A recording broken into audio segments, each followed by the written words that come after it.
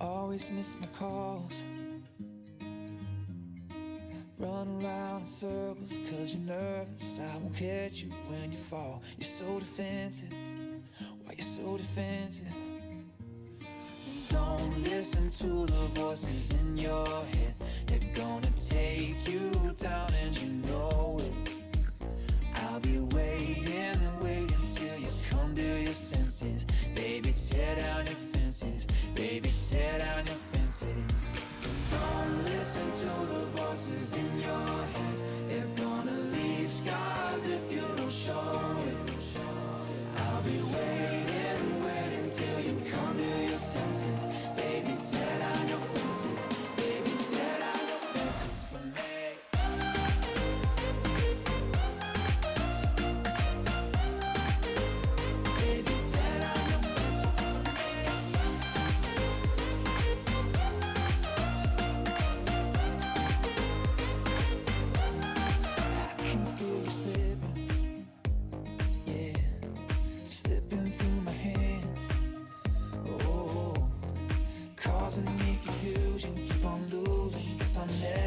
Understand why I miss you, and that's an issue. Whoa. Don't listen to the voices in your head. They're gonna take you down and you know it. I'll be waiting till you come to your senses. Baby, tear down your fences. Baby, tear down your fences. Don't listen to the voices in your head. They're gonna leave scars if you don't show it. I'll be waiting till you come to your senses. Baby, tear down your fences. Baby, tear down your fences for me.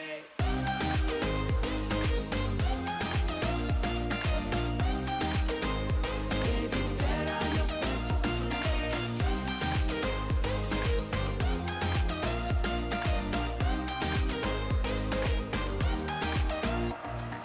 Don't listen to the voices in your head. They're gonna take you down and you know it. I'll be waiting till you come to your senses. Baby, tear down your fences. Baby, tear down your fences. Don't listen to the voices in your head. They're gonna leave scars if you don't show it. I'll be waiting till you come to your senses. Baby, tear down your fences. Baby, tear down your fences for me.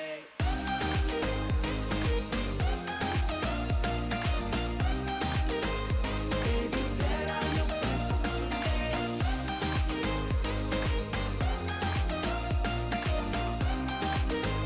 Baby, tear down your fences for me.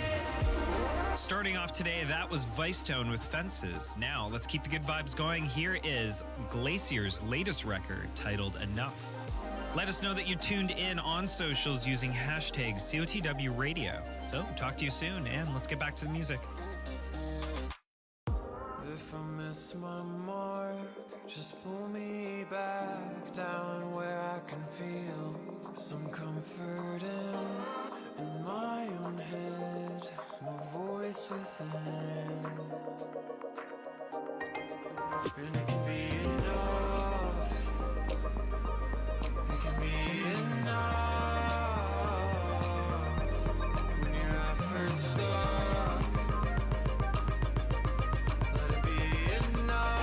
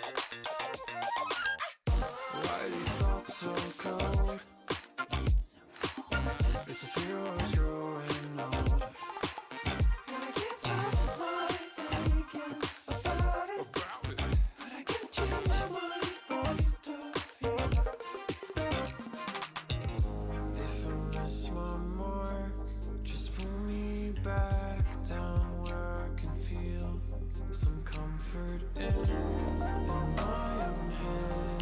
A voice within, and it can be enough. It can be enough when your efforts stop. Let it be enough. It can be enough.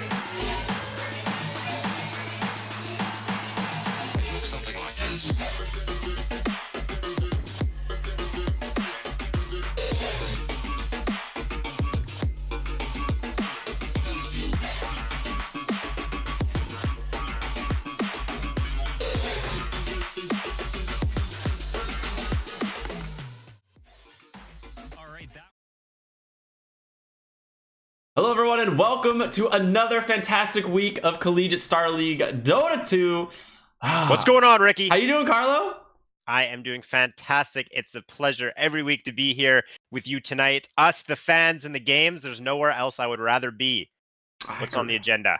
I agree. On the agenda tonight, we got kind of a Georgia smackdown. University of Georgia versus Georgia Tech. That's two Georgia schools. Is there collusion going on? I would say maybe, but you never know. Well, we're about to find out. Can't prove it. How are these teams doing? So far they're both doing pretty good. I think UGA is currently 1-1 and Georgia Tech is 2-0. Now Dang. Both these teams we know from previous years. Georgia Tech and University of Georgia, I think, have both made it to playoffs. Yep. So both very good teams. We got a lot of returning faces as well, or at least names are faces returning, of course. The most beautiful faces mainly in yours. the industry. Yeah, of course. You talking about yourself again? Maybe.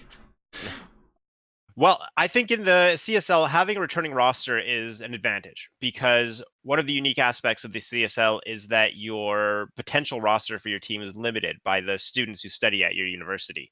Agreed. So bringing back players from a previous year, I think puts you at an advantage over teams that have a completely new roster.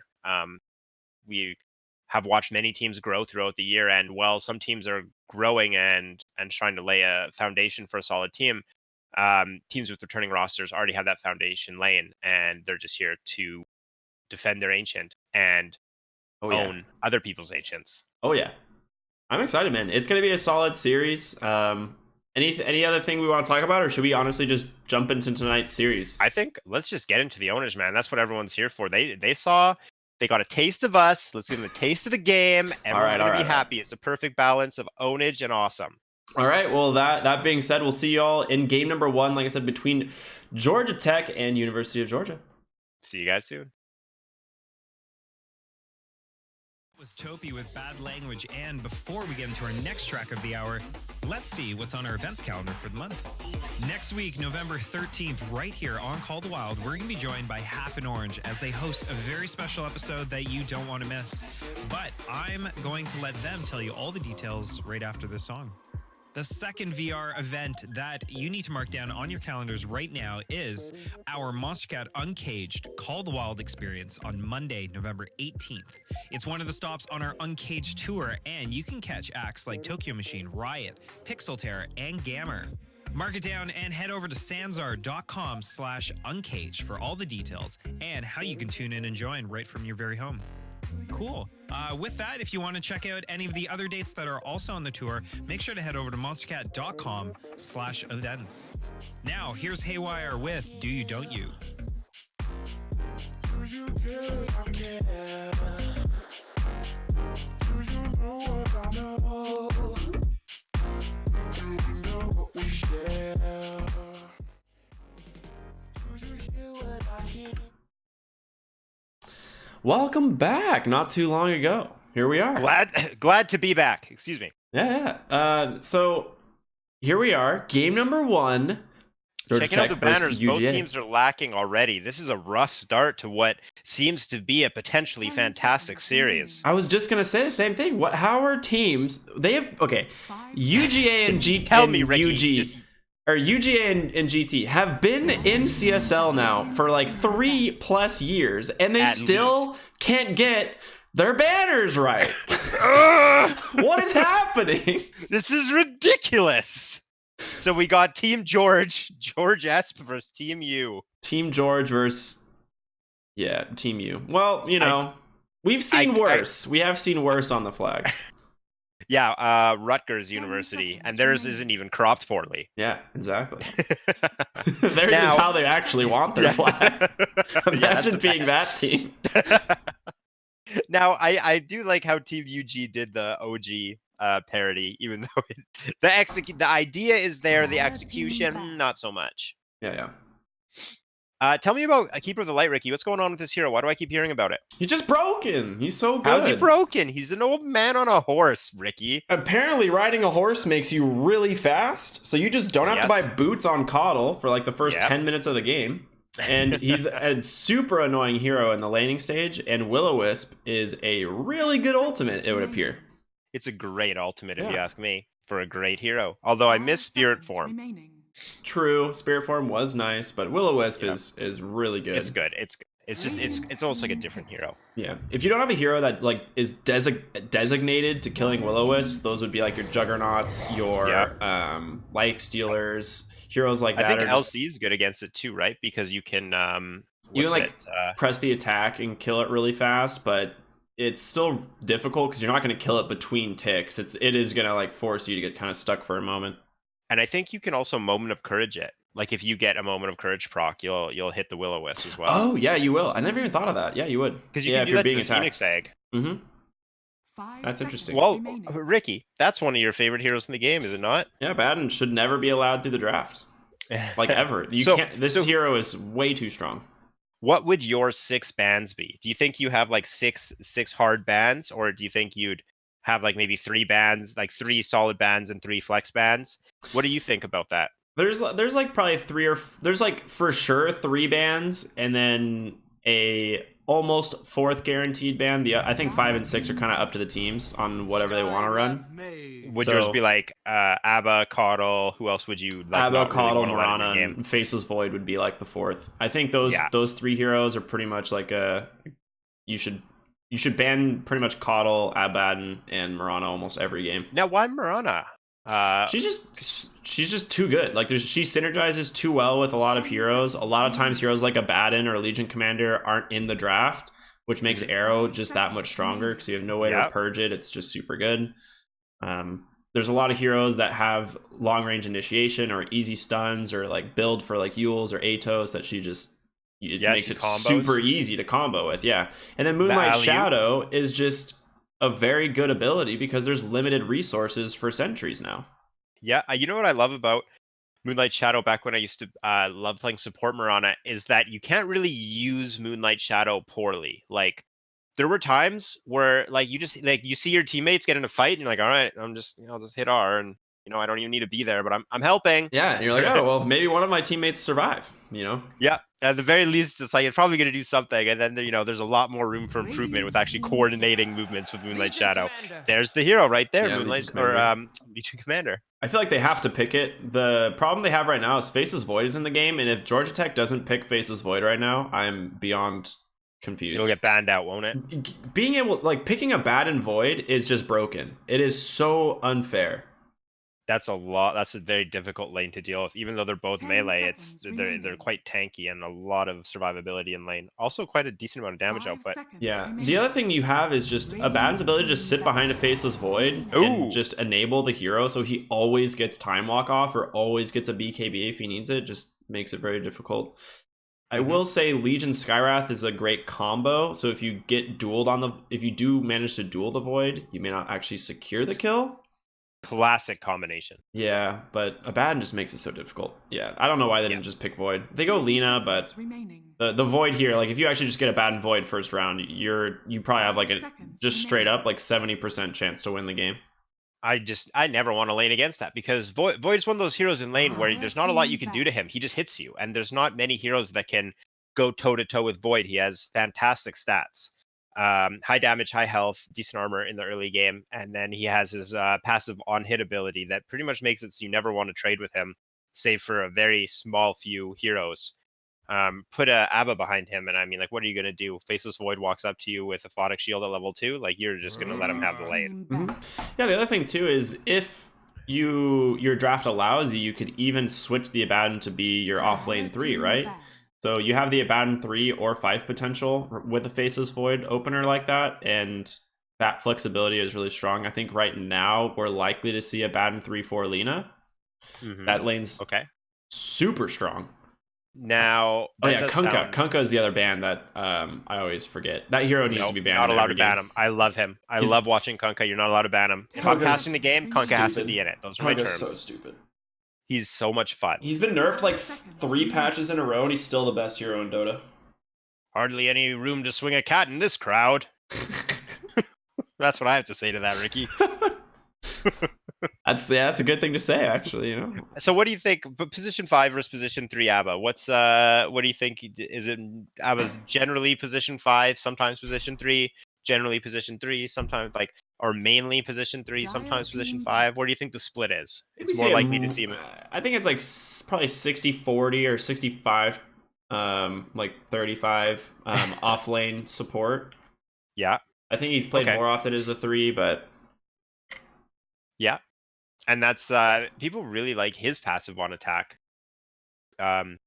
Really strong for pushing. It's decent for Roshan. It's not actually as good as I thought it would be for Roshan, just because there's downtime on it. Yeah, there is some downtime, and you still always need minus armor. The thing that's nice about Abaddon is a lot of times you'll build like a Vlad Solar Crest, so he always gets like a fairly decently timed medallion. Armor bot. Yeah. Faceless Void's still in, Ricky. By the way, Kunkka's out. Yeah, if Georgia Tech doesn't pick Faceless Void, I mean, honestly, UG should pick the Faceless Void right now. They have a Skywrath fantastic with Skywrath. Okay, they go Shadow Ooh, Demon. So that's the this save. is a bait, kind of. This is a bait essentially if they go for the Faceless Void because it's a really good save. It also is, yeah, and it's also a good save against LC. Yeah, we'll see what they do. I mean, do you still think you could pick a Faceless Void? I feel like you still could pick a Faceless Void. You always can. Yeah, I mean, you always can pretty much pick a Faceless Void, especially when you have an Abaddon, because you're never really worried about the Void dying. The only thing you have to do is just make sure he can farm. And right now, it's a little difficult. Shadow Demon, Skywrath Mage is a lot of burst magic damage, and Faceless Void actually kind of dies to that pretty easily. Yeah. Faceless Void also doesn't like dealing with silences. Mm-hmm. However, he would have an ABBA if we're looking at Georgia Tech picking him up. Now, apart from Faceless Void, are there any other carries that are quite formidable? How do you feel about Juggernaut? Juggernaut's like okay. I feel like Juggernaut's just a safe. He's just always relevant. Yeah, exactly. That hero has like legitimately been a solid pick in Dota for like 8 years. I thought it was more like 800. Yeah, yeah. I think ever since Dota 2 came out, he was bad, I think, for like a 2-month period in one patch, and then they buffed him again. It was a bug. Yeah, it was that. Yeah, The bug right. It was just probably said just a fix bug. Juggernaut. They're like, oh, whoops, we took his sword away, so he was actually Yeah. swinging like marshmallows the whole time. Found a bug that made Juggernaut bad. Yeah. Now, okay, let's get a little bit more wacky here. What about an Ursa for Georgia Tech? No way. That's hard to duel. You don't think they'd ever do it? No way. Ursa's Probably not against a Shadow Demon, hey? Yeah, Ursa's just so kind of out of. Yeah, you would just get kited by Shadow Demon for sure the whole time. Like as soon as you go on a target, you either just get purged or you just get disrupted. You never get to actually like play the game. Yeah, and that's like, yeah, Ursa really needs help getting on top of people because that's his whole hero. I was thinking he's a tough one to dodge, or a tough one to duel rather. But these supports, even though they're quite squishy, they have some buttons they can press against them. Oh, we got a pick coming up. The Ogre, is that the faceless man you were looking for? So in fact, he has 2 faces. Yeah, I like this pick because you can. This is probably a 3 Ogre. Okay. And a 5 Abaddon. I would assume that's what it is. I think Ogre Magi. Do you really want to run a 5 Ogre? That seems so bad. Like 5 Ogre just is terrible. So I'm assuming. 5 seconds. I'm assuming it's a 3 Ogre, 5 Abaddon. That would make more sense to me economically and as far as what those heroes bring to the table. And now the reason that Ogre is tough as a 5 because he essentially can just become a buff bot. In my opinion, the reason I don't like Ogre as a 5 is because of how effective early game items are on him. And yeah, exactly. Transition from the early to mid game, he's essentially a core. If you can get like boots and like even just a buckler, even just the medallion of courage, like they're very powerful on Ogre because he has like the best base stats in the game. He's probably the strongest level 1 hero. Yeah, I think one of his big weaknesses is that he doesn't have like a good GPM talent that a lot of other support heroes have from like the 5 position. But what he does have is Midas multicast. I knew they were going to pick Gyrocopter. I was like, they're 100% picking it at this point. Talk to me about Bloodseeker and Gyro. So Gyrocopter is actually just a pretty solid pick when you have a hero like Abaddon because Gyro is one of those guys who absolutely needs a defensive support to enable him. He's a glass cannon carry. He does a ton of damage, but doesn't have a lot of health. Yeah. And what about Bloodseeker? What's up with that? 5 seconds remaining. Bloodseeker, I don't really know the idea. I don't really know like the idea behind this pick other than the fact that it feels like a good hero, but normally it's you would pick the Bloodseeker as a response to something, and I don't know what the response is this game. Gyro's a hero that likes to stand his ground and fight, right? He'll drop Call Down, the Flak Rocket Barrage, and just kind of turn on Bloodseeker. Yeah. He's a natural like BKB carry as well, so that does seem a little odd to me. One thing that there is some synergy with Bloodright though. Exactly. That's what I was just going to say. I was like, the one thing they do have is like the Shadow Demon Bloodright synergy in lane, which is really strong. I love that. And I mean, he can help out with duels from very far away. If he doesn't feel comfortable going into smack, he can Bloodright long range. My concern right now is you can see the synergy on UG. There's duel into Mystic Flare. There's, I mean, I don't know how crazy you want to get, but there is disruption into Bloodright if you want to get wild here. But there's no stun.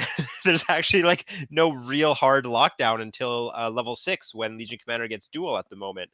for UG, I feel like they need like you need like a lion or a hero that has like 2 disables because there's no control right now. Yeah, they need a mid hero that offers a lot of control, and Kunkka is banned, and that I was was like gonna say, the yeah, one that would Kunkka. come to mind. What about Faceless Void? No, no way. You can't really fit it in. He can't fit in the mid. He can't That go in the triple mid lane. melee. Yeah. Okay. Okay. I see.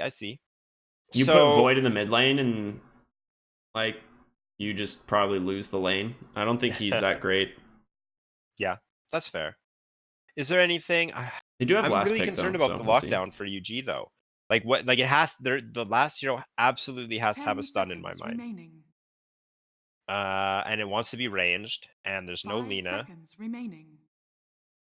Dire team Oh, pick. Ricky, what build are we going to see from? Oh, they snake the Leshrac, so that's combo with the disruption. Very strong hero. A lot of damage coming out from Georgia Tech, but Georgia Tech's also quite quite difficult to kill because of having an ogre, just the innate tankiness of ogre and the support from ABBA.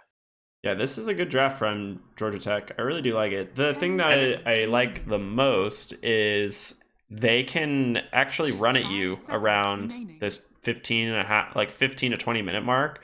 Uh-huh. They're going to be pretty strong and able to just take Hey, fights. there's a Zeus. I was wondering if they're going to Now pick select Zeus your actually. heroes. Just go full on damage. Yeah, I figured that would be their response, is just pick a ton of damage. And I'm not against it. This Zeus is going to do a lot of work here. Well, check this out. Georgia Tech's damage, every single one of their cores, assuming that this is a Lina core. What are you thinking? This has got to be a Lina 4. Lina 4? Okay. I I was don't going to know. say I don't know who their mid lane is on Georgia Tech, if it's Cosmic or Mole, but I would probably. I guess we'll find out. I mean, both We'll those find heroes out. can play either position. They're both of them are great 2s and 4s, so we'll see. I'm really feeling Georgia Tech, and the reason is their damage output. They have high damage output. Not only is it high damage output, it's physical and it's magical. Lina, Gyrocopter, and Leshrac all do physical and magical damage. They have stuns. 1, 2. They have a stun on 4 out of their 5 heroes. Looking at University of Georgia, I mean, do you count Duel as a stun? It's Getting a Aghanim Scepter, lockdown. it's a big ol' stun. Do you think we're going to see it? No, not this game. He definitely needs the help from his team to enable Duel. He doesn't kill anyone in Duel without his team this game. Yeah, as it should be. Ooh, I really like the Good old the Bart white hair Ogre. overhead. I'm pretty sure Bart's the 3, so I thought that should be the 3 Ogre. We're gonna find out very soon.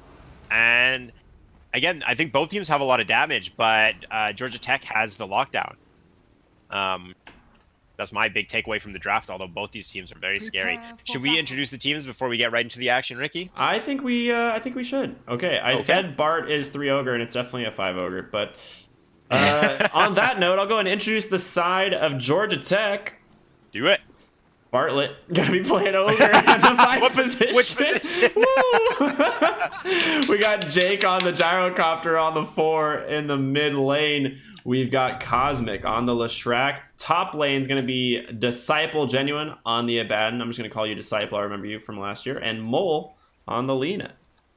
Okay. Turning the attention here to the University of Georgia, we just saw our man Raptor drop a very aggressive Observer Ward bottom on Skywrath Mage. Next up, Legion Commander being played by Sing Tian, which is also, he requested, we can just call him Kyle if we like. Zeus, the man who rounded off the draft with some of the highest damage in the game, being played by Pistia. Bloodseeker, a hero I love to see, even though I'm not sure what I'm going to see this game. I'm excited to see it being played by Novak. And last but definitely not least, we have Tyr with a gorgeous Shadow Demon set. We saw a Shadow Demon last week who leveled Shadow Poison, and I want to see where we actually see it leveled here. I don't know if there's going to be any conflict for the rune. A little bit of fishing topside, but Abba might be in trouble. 2 for 2? Yeah, I was like, he'll just purge off the first stack, and he'll be fine. So it is 3 Abaddon. We've got a 4 Lina, 5 Ogre. It is fine.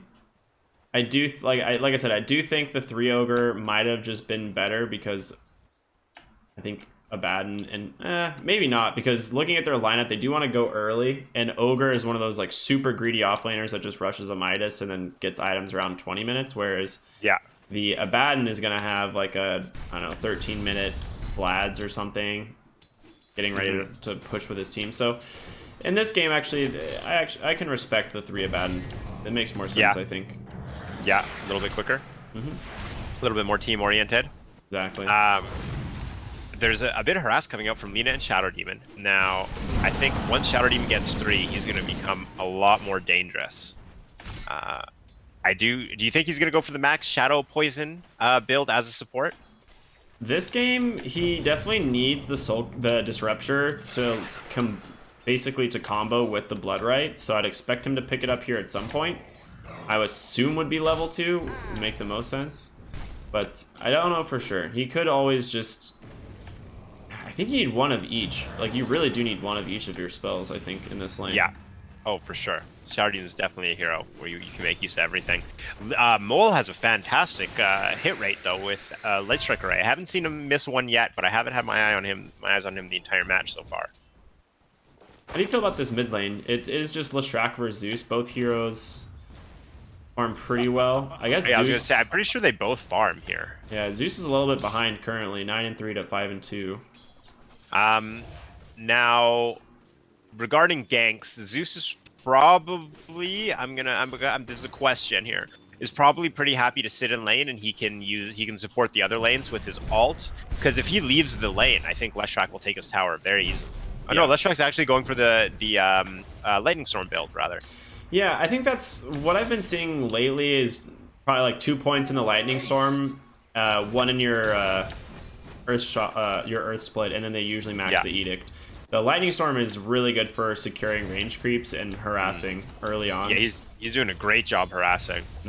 Oh. You also just like don't have the mana to sustain getting all 3 of the abilities early on, so... Yeah. Oh yeah. And Split Earth has got to be one of the best level 1 spells in the game. Oh, the 80 courier? mana for... Oh my gosh. Close Mole call. almost Very sniped close the courier call. top. Mole is playing extremely aggressive in the top lane. And bottom side, if you've been looking, Bart has just been smacking Skyroth Mage pretty much been for hilarious, 3 minutes straight. It's been hilarious. Both supports being very aggressive. I love it. In fact, we're actually behind the tier 1 tower top lane right now. Mole and Genuine. Disciple, rather. I really like what's going on with Mole. Mole has just constantly been hassling the Shadow Demon. Now he's doing it so much, Shadow Demon's forced out of the lane. However, I think Bloodseeker can sustain quite well by himself. Yeah, he's doing fine. 2 points in Aphotic Shield means he's actually not under too much pressure. But like I said, he does have the Disruption now, level 2. They could make a play onto the Lina. They won't find the kill, but getting her low is pretty solid because we don't have the Mistcoil on Abaddon. Yeah. I love to see how skill builds change based on the role, right? Like the Abba with no Mistcoil. Crazy. As from his... Oh, here we go. He's got the proc. I don't think it's going to be a kill, but a lot of damage going on Bloodseeker. Yeah, he's got to... Yeah, let's go ahead and pop the salve. That's good, though, forcing the regen. Just no more regen on Shadow Demon, actually. There's no way to salve Bloodseeker if he gets low again. Now, no wand on Leshrac. How do you feel about that? That seems a little funky to me. Do you think against Zeus you can get away with not grabbing a wand, or do you think it's a mandatory pickup? I feel like getting at least the stick is pretty worth it. So that's a little odd because Leshrac uses so much mana. So getting like just getting that free regen is really important. He does get have a bottle, early bottle though. So he picked up a double damage. Now Leshrac is our top CSer in the game, followed by Abba, both on the same team, the Georgia Tech rather.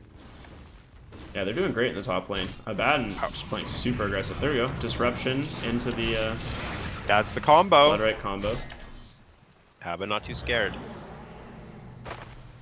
Ooh, and the illusions from the disruption put the Curse of Avernus on. Oh, Georgia Tech's gonna get all 4 runes. I think they just forgot bottom lane on Georgia. Oh no. They just completely forgot about the runes, I think. Loves that. They played a warm-up match and it's showing off.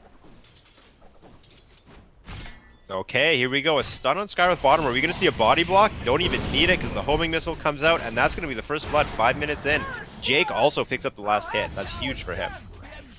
Flip side, other side of the map, support on support action. We might see Abba fall. Lina picked up a kill on Shadow Demon.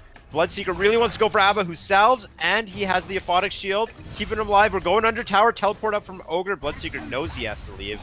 My God, Mid kills lane, all around the map. Leshrac picks up Zeus. We've been waiting for that one to happen. However, a rotation from the Skywrath Mage will get the return kill on Leshrac. Does favor Leshrac in the long run.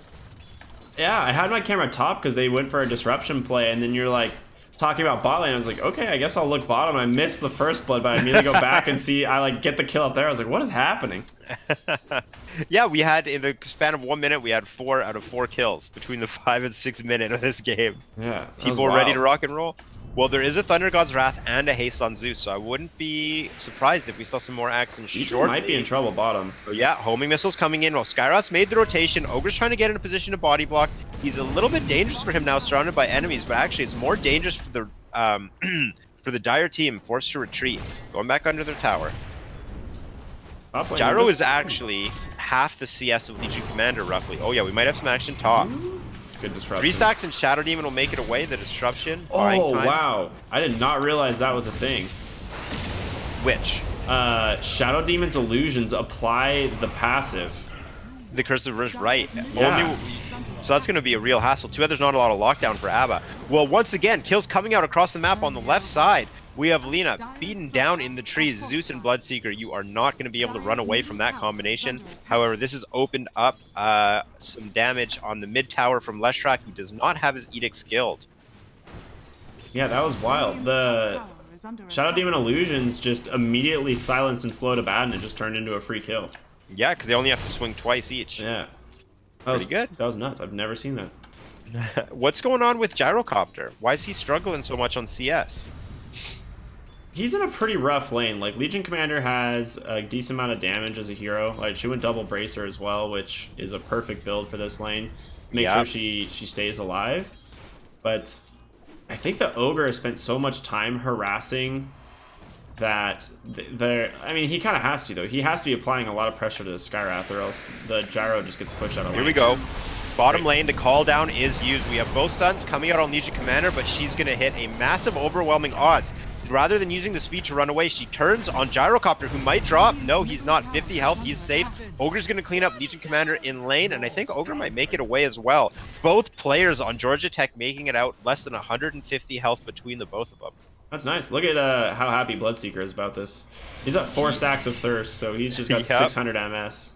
Let's see if he can do anything. They need to, they need to try and make some sort of attempt with this while this Ogre is still low. If they find the Lina, they can kill her. Well, all right. Well, the LSA connects once again. Has Mole missed one yet? Yeah, maybe. Hard to say. Not that we've seen. Yeah.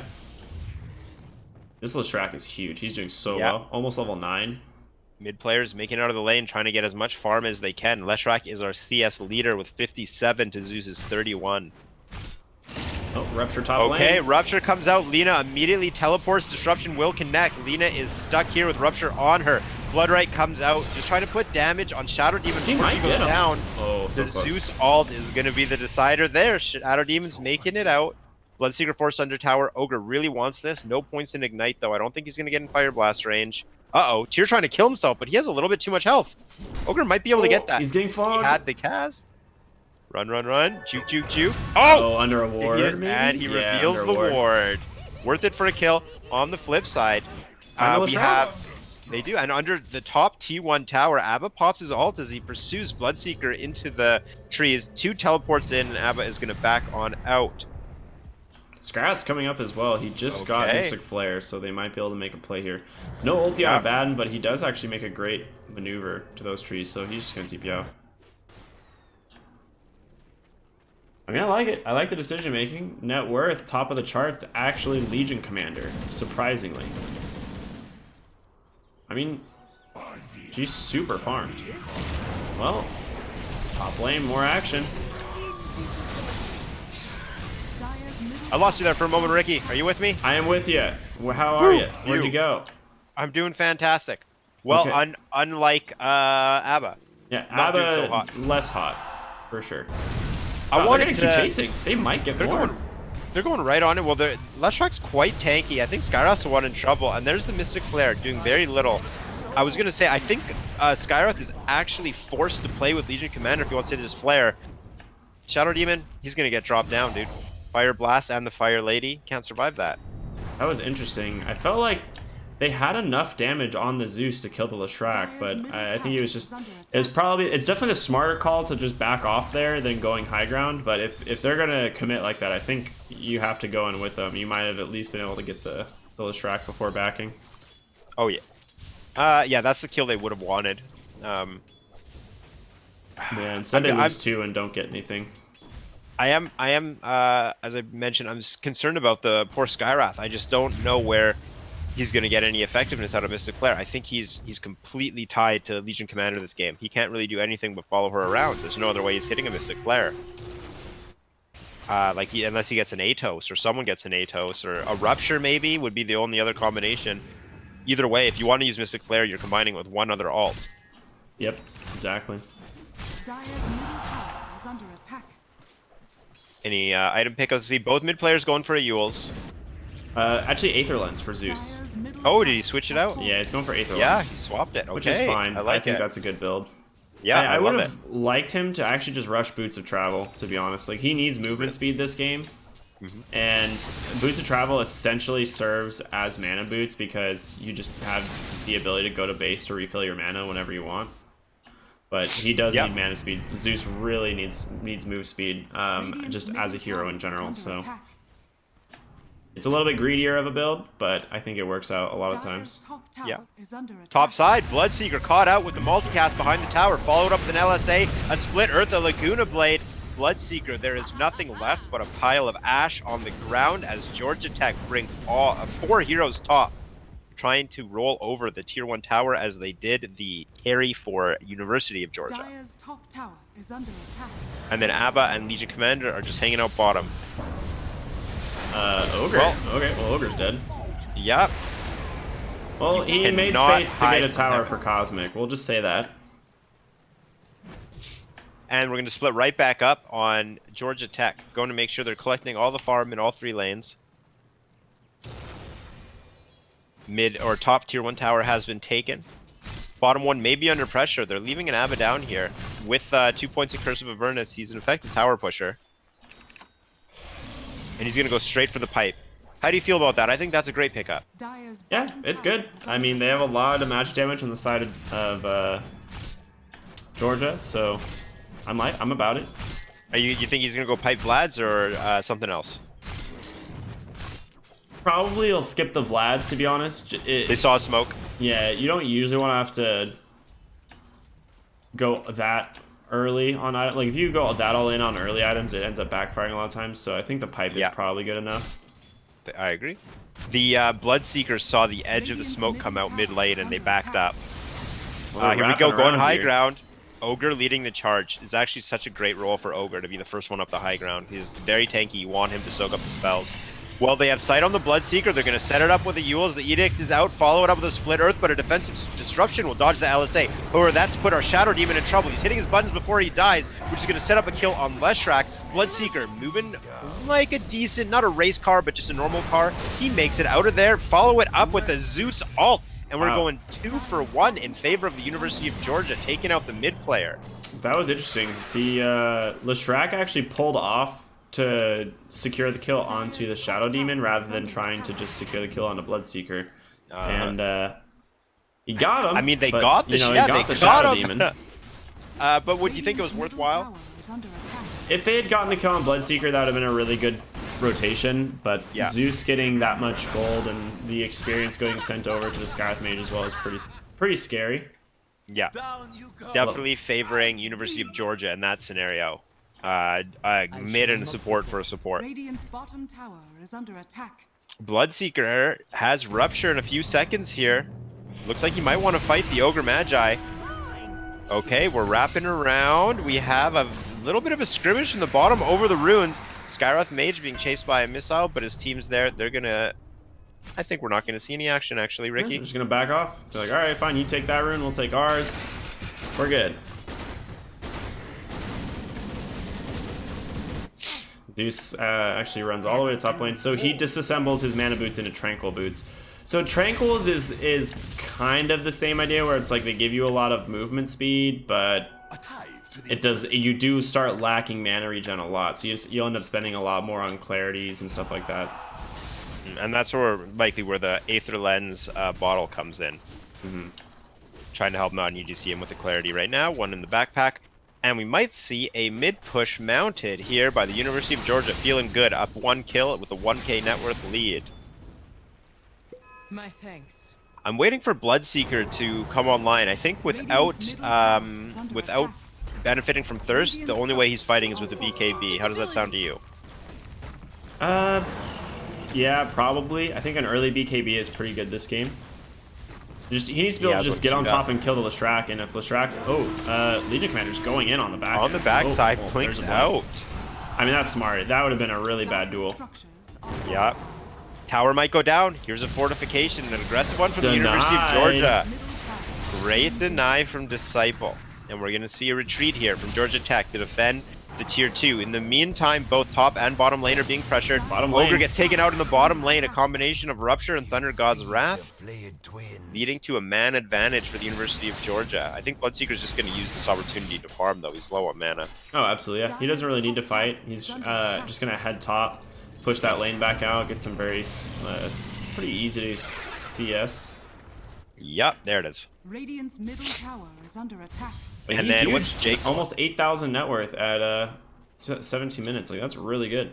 He's doing a fantastic job. Just he's avoiding fights while his hero is not too strong. Waiting till it's his time before he shows up. I mean, if you're gonna build a Midas, that's the way to play. You're gonna build a Midas to farm. You're not building a Midas to fight people. And farming he is doing. Yeah, if he wants to fight, he'll do it with Rupture, which is already back off cooldown. So Legion Commander rushing a Blade Mill, which I do like. It's pretty good against heroes like Leshrac and Lina, who have a lot of burst damage. Yep. Here we go. Speaking of Lina, Legion Commander runs into Lina in the trees. No Blink Dagger to catch her. LSA will miss. Rather, it is a Blink Dagger to catch her. What am I saying? Leads to a duel. Ping, ping, ping, ping, ping, ping, ping. Somebody killed this guy. We weren't finished. Nothing comes of it. Lina making it away. No, sniped with the overwhelming odds. Now a pursuit on Abaddon from 4 players of the University of Georgia. Abba, very tanky. Not even going to drop to half. Yep. Yeah, good decision to back off. They have nothing left. Zeus completely out of mana. Legion Commander already used duel. Jake has been low health, low mana for a long period of time. He's not fight ready, but he is getting the most out of the map, farming with constantly farming. He wants to get his Aghanims. Now, is Aghanims a go item for him, or is he going to need a BKB after that? Aghanims is not really the go item, I don't think. It does offer a lot, but he either needs a BKB or the mills. I would assuming this game, BKB Satanic would probably be the best, because status resist is insanely good for Georgia Tech. So if he gets BKB Satanic, I don't see him ever having... I don't think he ever dies this game. I love it. I love that. Well, he just wants to keep on farming. Same with the Bloodseeker. Positions 1's doing position 1 things. Surprised to see no dual damage from Legion Commander with a Zeus and a Skywrath Mage. They just haven't had an opportunity to get the big combo. That's all a 5-man 5 boys hitting the shower. That's what's nice. Do you think they planned that, you know, or are they just like, hey guys, we're all gonna hit the shower tonight, you know? It was just 6:45 on the dot. Be there. Just a coincidence. Oh, you guys are here too? Well, I mean, let's just go. Save water. Legion Commander showing a smoke rotation coming out from the University of Georgia. They're going to run right into Georgia Tech if they take this path. Actually, they changed their mind. He's alone. They want Jake. They don't necessarily know he's alone, but Thunder God's Wrath spots Jake. Oh, here we go, finally. And teleports coming out everywhere, but the University of Georgia regroups, and Georgia Tech knows they don't want to take a fight without their gyrocopter. So this is the issue with running 3 Abaddon. Like I said, your gyro can't ever really be exposed, so you need to run the Abaddon. Rupture. I'll let you take over here. Let's just see. Oh, the BKB is going to come out to secure the kill on Leshrac. That's what you were talking about earlier. Lord. Following it up, Zeus snipes. They join. Leshrac is joined by Lina, falling. Well, UGA just suddenly took off with a really solid advantage. Fantastic display. What were you saying before we were interrupted by that rupture? Oh, yes. Yeah, the Abaddon being played as a 3, the issue you have is you need to play around your gyro pretty much at all times. At this point in the game, you're at 20 minutes. The enemy team is definitely looking to gank. And your gyro needs to be protected, so your Abaddon has to play behind him. So the issue you have is you either farm neutral camps next to your gyro for the entirety of the game and like never leave his side, or you run the Abaddon as a 5 where you don't have to worry about farm. So it's a little bit different, whereas like if he was the ogre in the 3 position, he could be, you know, pushing another lane and not really caring. Yeah. I'm a fan of ABBA 5. I think I just love how it plays. I think it's really fun. It's really annoying. It's quite straightforward. He fits the role well. Speaking of ABBA, we're going to see him port in top to try and defend the tier 1 top tower. Leshrac in the backside. Defensive blink from LC into the trees. She's behind enemy lines and she's going to reveal herself. She pops the blade mail, but with no BKB, she gets Yule's up, held her down. Call down coming out. Second BKB charge goes out. A rupture and a Bloodseeker trying to pursue a gyrocopter, but with ABBA, he will not fall. And now the BKB is a defensive one as we see a retreat from the University of Georgia. The Zeus ult is the ghost spell, and they're going to turn it right back around, catching Leshrac. Finally, the Mystic Flare comes out. ABBA looks like he's in trouble, but he pops the ult. It turns out LC is the one in trouble, but she pops to press the attack. Not enough to stop the Dragon Slave, however. 1 for 1 at the moment. Shadow Demon might be the third to fall. Bloodseeker goes right back in, finishes the tower. Then he finishes the Ogre. A regroup from the University of Georgia on the backside. They came, they took what they want, and they're leaving. 2 for 2, but a tower goes to the University of Georgia there. What's the recap say? It definitely favors Georgia Tech, it looks like, as far as net worth on the kills, but you do have the gold from the tower. So I would say overall probably even. Taking that tower is a really big deal for them, though, because it allows them to kind of put a lot more pressure on this triangle and take that away from the gyrocopter, since that's a really big stack farming spot. That's crazy how the gold still went in favor of Georgia Tech. Well, I mean, look at UGA's net worth, right? Like they're 4,000 ahead, so all of their kills are going to be worth more. The top 3 are their cores. I mean, that's a fantastic position to be in.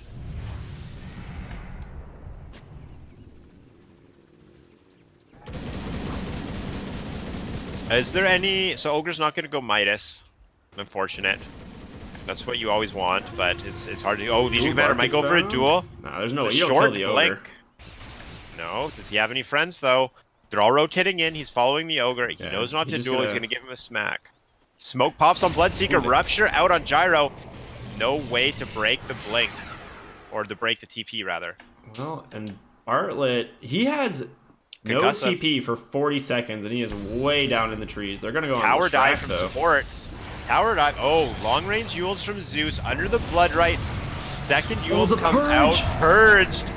And that's a 5-man my beatdown. gosh. All right, that purge was dope. Looked, the first time I saw Yules get purged, I thought it was a bug. And then it happened again, and I was like, wait, can this actually be dispelled? You know when I learned that you could dispel Yules? After I had been playing Dota for 7 years. I'm pretty sure Shadow Demon's the only person in the game who can dispel it. You can, when Diffusal could purge, you could Diffusal it, and that's how I found out. Oh, okay. Because I was like, did my Yules bug? Like, what happened? You might be able to purge it with... Ooh, hold on. We have Alina caught, and her TP has been interrupted with Yules. Mole still connects the LSA as usual. Shadow Poison hits, but it's not going to set up a kill. Mole, you know he's going to snag the regeneration. You got to pop a Poison stack to ruin it. There's the Zeus ult giving the sight. Third Shadow fast. Poison does not stack. We might have a blink from LC. Oh, there he goes. There That's it the is. Aether Lens, baby. Fishta. Okay. University of Georgia's looking great. Almost doubling the kills of Georgia Tech. Our resident 10K viewer says that Glimpse can also purge Yules if you try. Yeah, which I guess makes sense. Oh, yeah. Yeah, sure. I mean, technically, I don't think that's a purge. I'm just being... I'm just being a nuisance. Bottom side, we have Skyrath going invisible, trying to pick up the... There's a dust of appearance on the Ava. Hello, what you gonna do? Fourth stack comes out, you're done. Aphotic shield you out. dead. There's the miscoil. Doesn't pick up the rune, though. He wants to go for the... Nope, never mind. Changing his mind. All right, I will say, people who play like 3 positions and don't carry dust in games where you need to carry dust is so tilting. Because they're the ones who are like deep in the fight in the middle of the enemy team, usually the front lines of ganks, and you need to have Dust on you. So shout out to Disciple for having Dust on a carry at 25 minutes into the game. And it was actually huge. It paid it off for sure, because not only did it get him a kill, it secured 2 bounty runes for his team. Oh yeah. Setting him up for a push on the T1 tower bottom.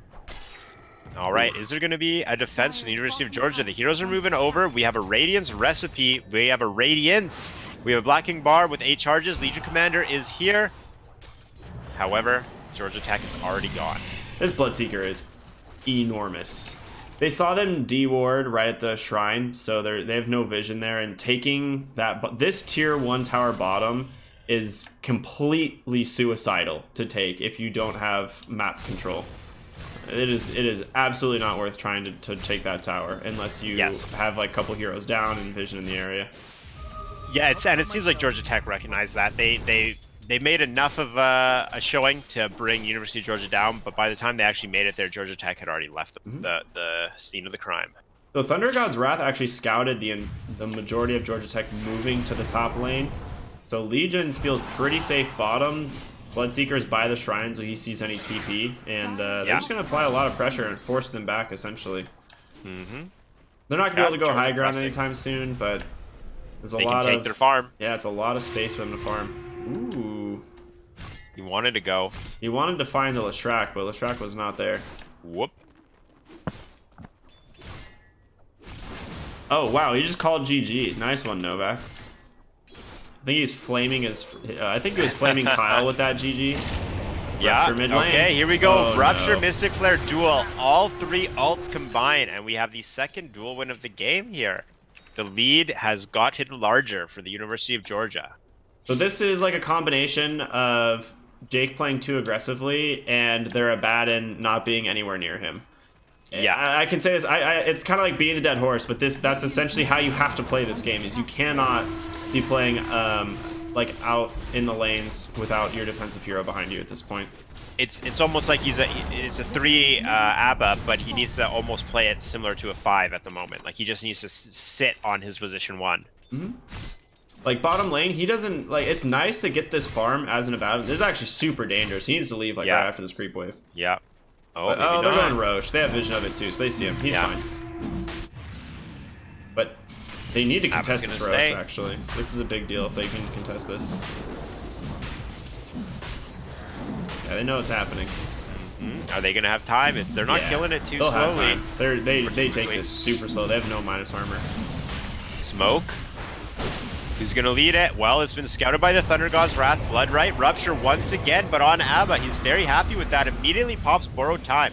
Roche is low, but not low enough for anyone to consider killing him. Here we go. The duel is going to catch Lesh on the low ground. However, Legion Commander is going to be the one to fall. 3 duels and only 2 of them for the University of Georgia. BKB comes out once again. Bloodseeker's been deadly in the past. Let's see what he does this time. He watches the Shadow Demon fall, but it was a trade for the Gyrocopter. They pick up the kill on the Ogre. God. This guy is a race car flying through the Georgia Tech team, slicing them up. Ogre, Leshrac, Gyro down. Make that Alina. One more Abba. He popped Borrowed Time to start the fight, and he's going to end the fight without it. That's an ultra kill for Novak, opening up Roshan and potentially the high ground. University of Georgia looks great right now, Ricky. Oh, baby.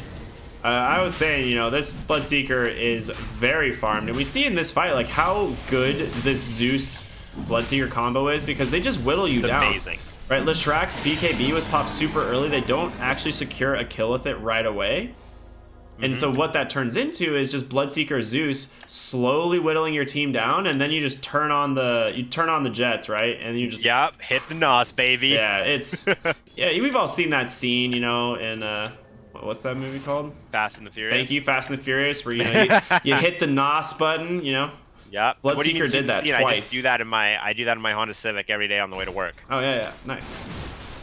But it's true with Zeus isn't really. I would consider Zeus quite a bursty hero, but over the time of Arc Lightning bouncing through the Thunder God's Wrath, through the Nimbus, through the Static Field, and with Bloodseeker's Radiance hitting you the whole time, I mean, they're whittling you down, and Bloodseeker's just getting faster and faster and faster until he hits light speed.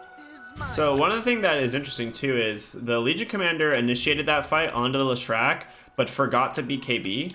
So that fight could have actually been way worse for Georgia. Well, Leshrak will never forget it because he has a plus 18 dual victory damage right above his spells now Feels because of it. real good. That's game changing. Really, really good. Tower is under attack.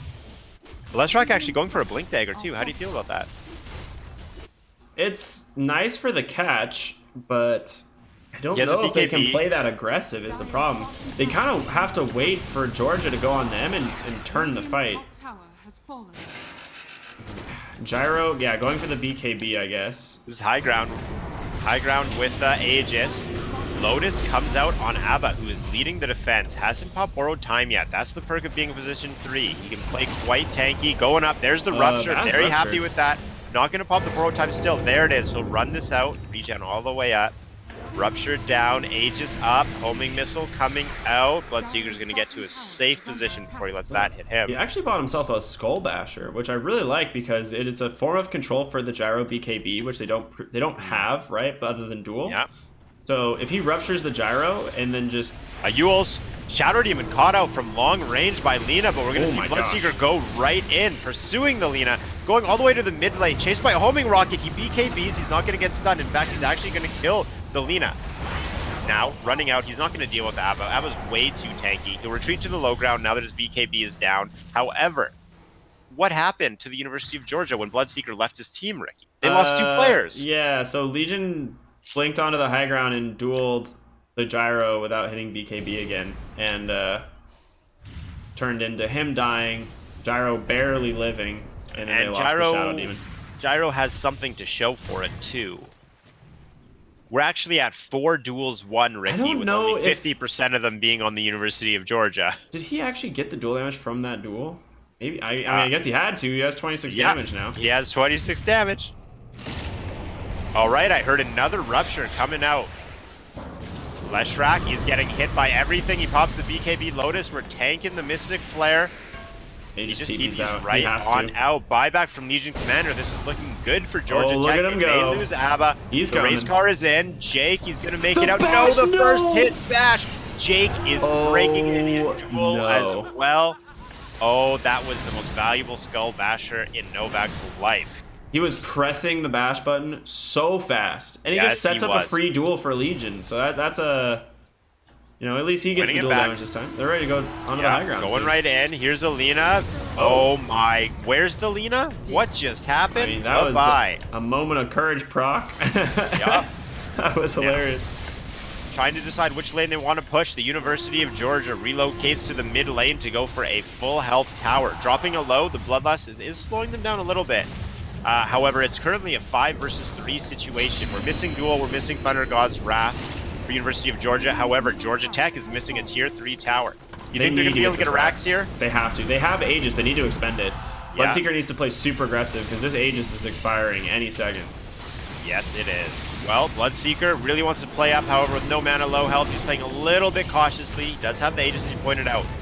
Range Rax looks like it's going to fall. Yes, it is. Melee Rax, and it's likely going to be a back here from the University of Georgia. We see Georgia Tech go in, leading with a Leshrak, but there, once again, a first hit bash coming out from Bloodseeker. Slows the Leshrak down. Then we're going to see Bloodseeker clean up the Ogre, giving him a little bit of a heal. However, his team is getting pressed out by the Gyro as he returns to the fight, putting out tons of damage with the flat cannon. Ogre bought So back. far, they're... Ogre actually, yeah, he is coming back from this. The only kill we're going to see Georgia Tech pick up is on a support, however. All right. Zeus ult, make sure no one's chasing his team. That's a buyback on Ogre as a TD. There's no way Legion goes for that. That's a little bit of a strange buyback. I am also confused why University of Georgia didn't try to just press that high ground with the Aegis of Yeah. Bloodseeker. Yeah. Because it was expired. I mean, it has expired now, but it wasn't expired until they completely disengaged, and he could have gotten a full another health bar. And Yeah.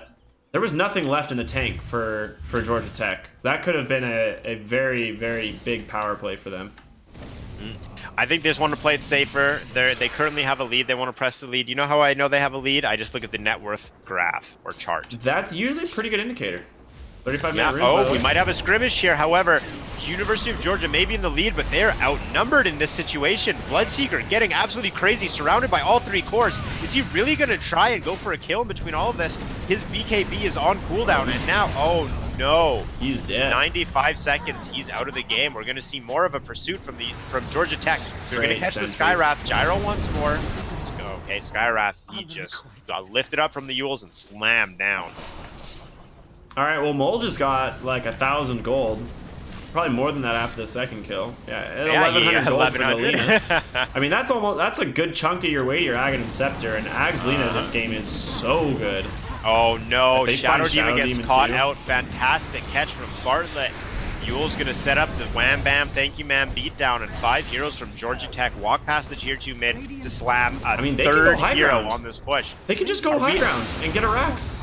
University of Georgia put 30 minutes into carefully planning a high ground push, and in 5 minutes, Georgia Tech might just even the game right up. I guess they're just not going to go high ground. I guess they're afraid of the Bloodseeker buyback. It is really scary. But I guess they're just going to play it safe and farm up. Probably the smarter play.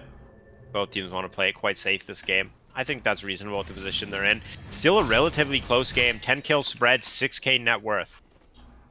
All of that net worth's on Bloodseeker. If Bloodseeker ever gets taken out, I think Georgia Tech needs to once again press the advantage, because Bloodseeker is the majority of the net worth for the entire game.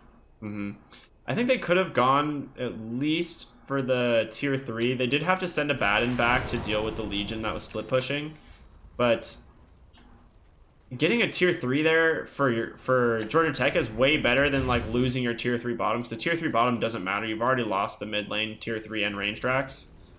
So opening up the shrines for the enemy is probably a bigger deal. It is. Especially with Roshan coming up again soon, you want to make sure you can get rid of your opposition's ability to teleport near the pit. I really appreciate that Jake is doing exactly what I said and going BKB Satanic. So now I feel really good about the fact sniper. that yeah, stop watching the stream, Jake. I feel a lot better about myself knowing that that was the correct build. I mean, he just doesn't die this game if he has Satanic, like ever. He can't die.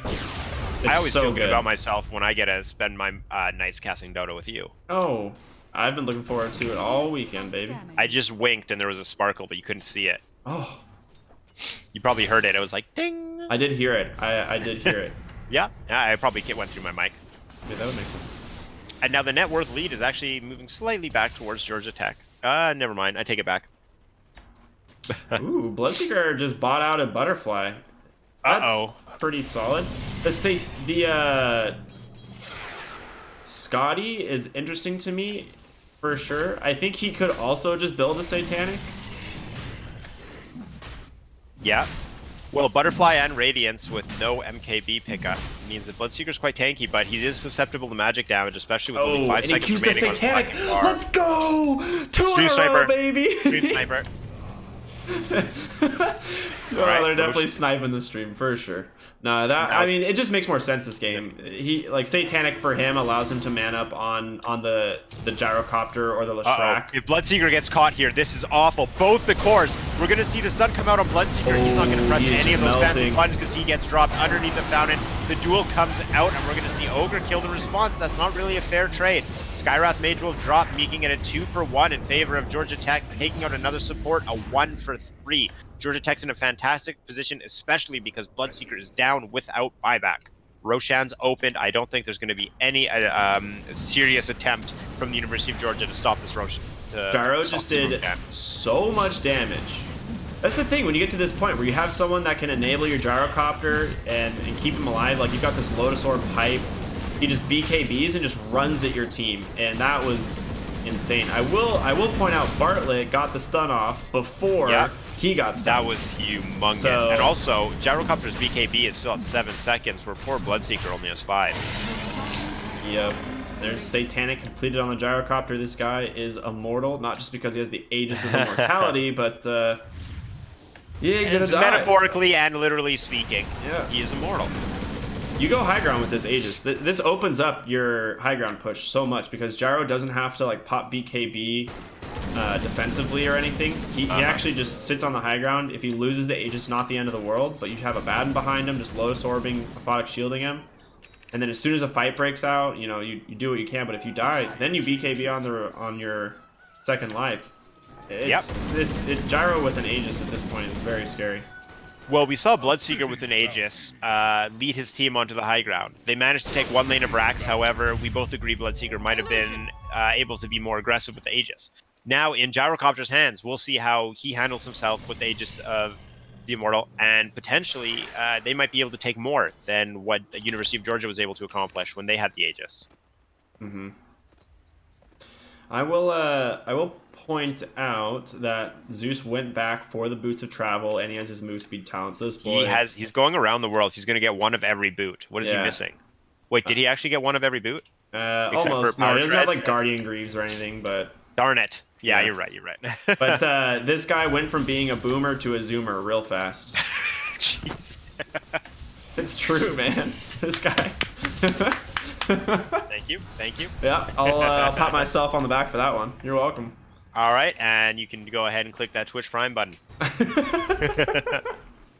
All right, descending from the high ground, 2 cores from University of Georgia are not going to run into anyone because Georgia Tech has moved down to the bottom lane.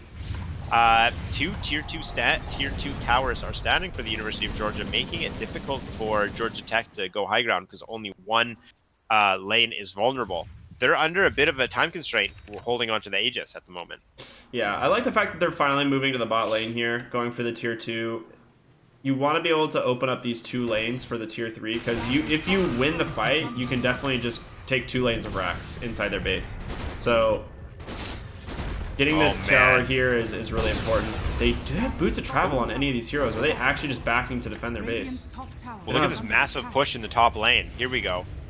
They need Leshrac to pick up Boots of Travel so that he can deal with this split push and then be right back to pushing the other lanes with them. I love this play by University of Georgia. I felt like they were on the back foot playing against the Aegis, but forcing in the top lane, bringing Georgia Tech back, and then on University of Georgia's retreat, they take out the Roshan Shrine. This puts them in a great position moving forwards. Yeah.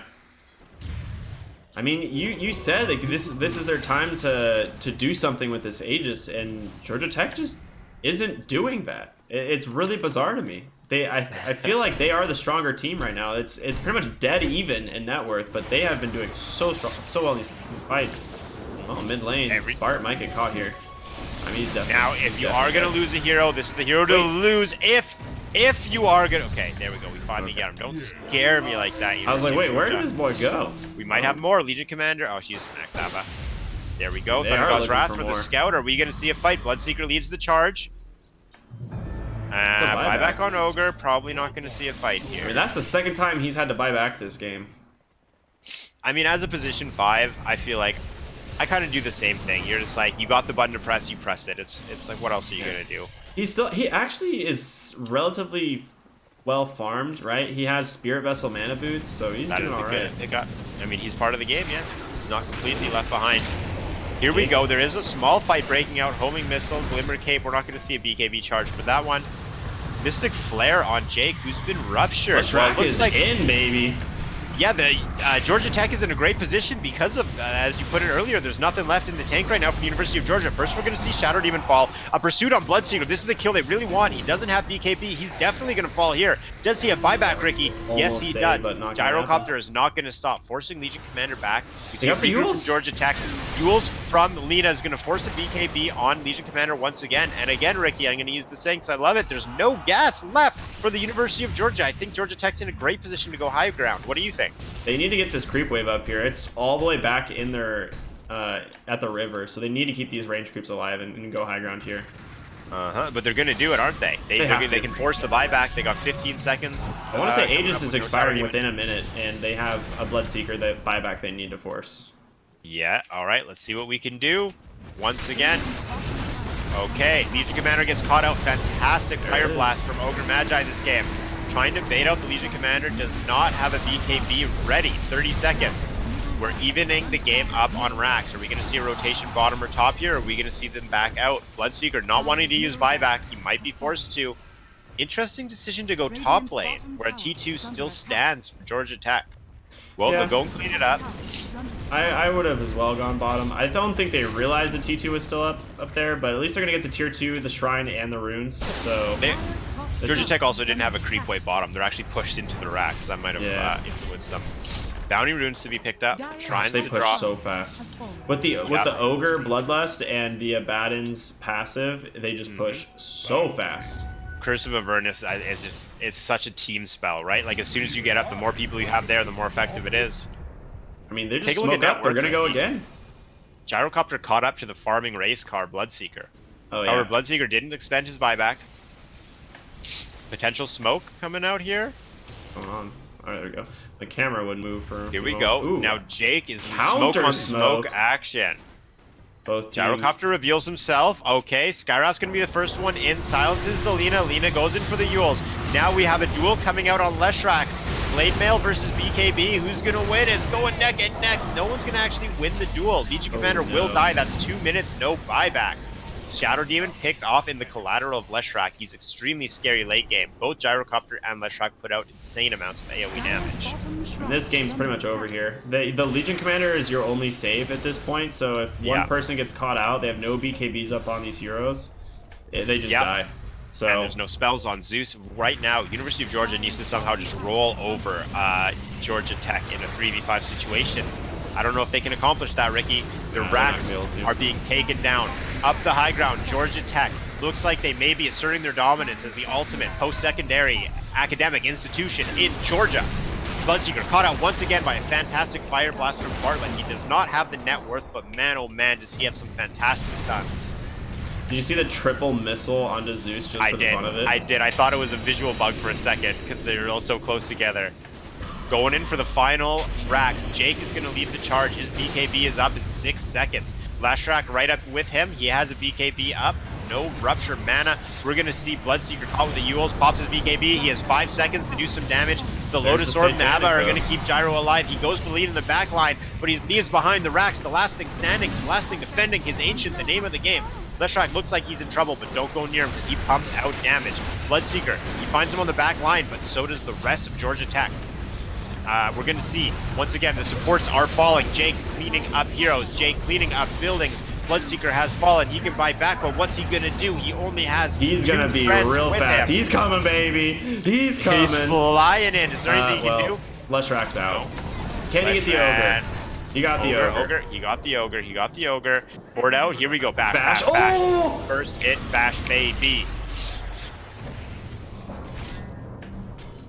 Goes right into the Nimbus. I'm sorry. Well, they cleaned up the players. There's a buyback on Abba, but there's no racks no racks up left. Yeah, you just got Megas. University in Georgia. I mean, that's what I was saying. This Gyrocopter, it's so impossible to go on this hero because he can just man up on the Bloodseeker, no problem. He has an MKB now, the Satanic. He did accidentally use the Satanic while Demonic Purge was on him, so it just gets purged immediately. So that was a mistake on him. But he immediately BKBs after, so that it kind of, like, he still has that defensively to use. But that's the thing is, the Radiant's draft at this point in the game is just stronger, even on equal net worth, because they can secure kills, whereas University of Georgia, it's a lot more difficult for them to, because you can't fight into this Radiant lineup. They will win a fight against you. They're lacking the lockdown. Yeah. One thing we were talking about earlier, you pointed out the damage output from Zeus and from Bloodseeker, slowly whittling down Georgia Tech. Well, now that the damage output from Georgia Tech is higher, and so are the life pools, Georgia Tech is actually taking that role, combining Flat Cannon of Leshrac and Flat Cannon of Gyrocopter with the massive amounts of AoE damage from Leshrac. They're the ones just dealing damage to everyone who goes near them and winning the fight off of it. They also just have way more sustain than they did before. Ooh, great defensive BKB comes out. Here's the call down, looking for something. University of Georgia needs something. They're going to get a duel win, taking out Leshrac. He has a buyback, and he's going to use it along with Abba. UGA need to leave. 4 versus 1. They need to leave. They get one lane. No, they don't. The fort is used. This is the sign to back on up. Abba's leading the charge. They're going to disrupt him. They really want this kill on the racks. Are they overextending? I think they might be. They have BKB Bloodseeker at least, but... 5 players up on Georgia Tech looking for an opening. They find Bloodseeker. He's going to have to pop his BKB. Leshrac going in with full health. Might be the scariest hero on the map right now. Goes right to the back line, forces the Legion Commander out, drops the Ogre Magi or the Shadow Demon low, forces defensive disrupt, nothing good's going to come from it. On the bottom line, Zeus is abandoned by his team, surrounded by Georgia Tech, and destroyed on the low ground, leaving University of Georgia in shambles. There's nothing they can do but run for their lives, every man for themselves. This Georgia Tech team grouped up, marching down the mid lane. I think this may be the preceding moment to the end of the game. That could have been a lot worse, surprisingly. They could have gotten like 2 more heroes there, but what this does mean is there's now just a Roshan for free going to Georgia Tech. Just a really unlucky spawn time for University of Georgia, but or a really lucky spawn time for Georgia Tech. Exactly, and that's the thing. You stay so long there in the mid lane, you actually lose your Zeus. You now have an Ags on a Baden, which is insane. It's the AoE miscoil, right? What would it?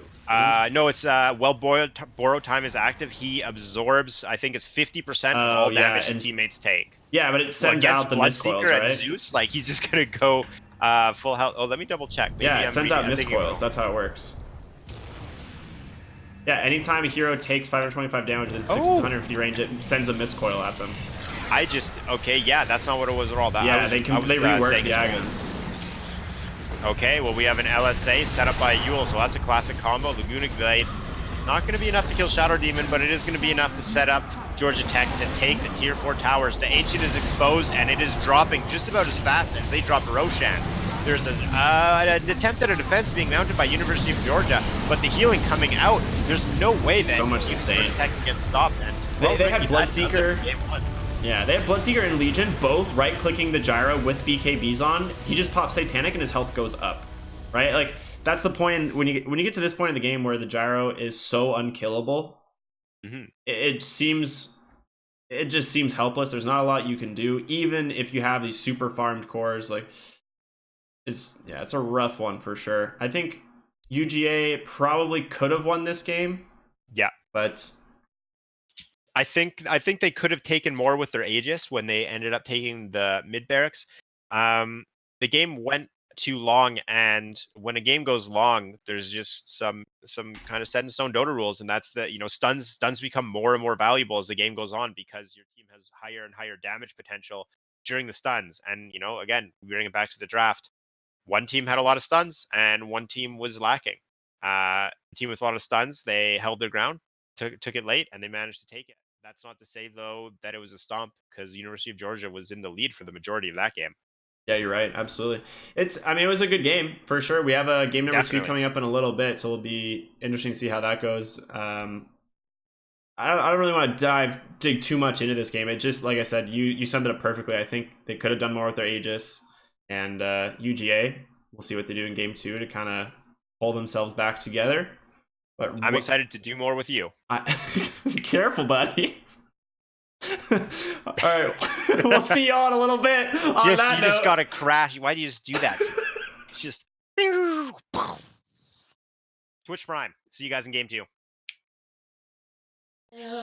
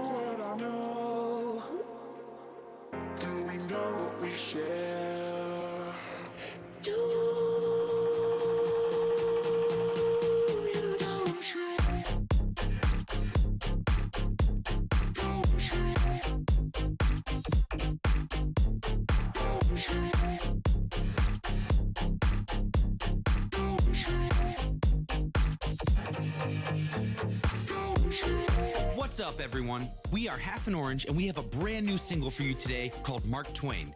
It's part of our most recent EP, Mostly We Grow Part 2.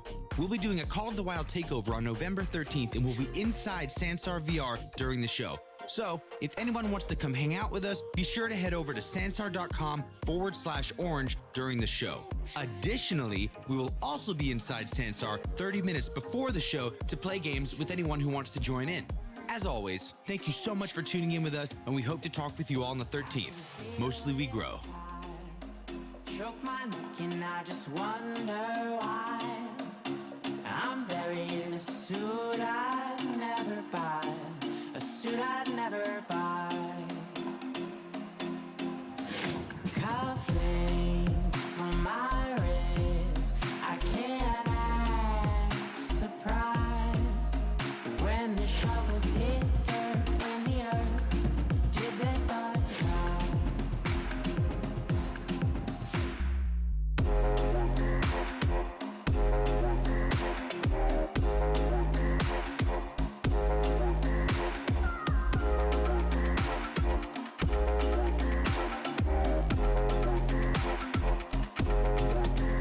Since I'm 17, I've been looking for a place to make me be complete. I've been looking all alone out there for anything to make me feel alive.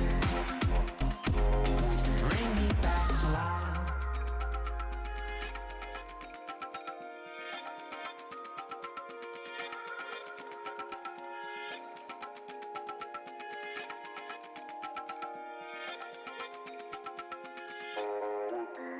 Cufflinks on my wrist, I can't act surprised when the shovels hit dirt in the earth. Did they start to cry?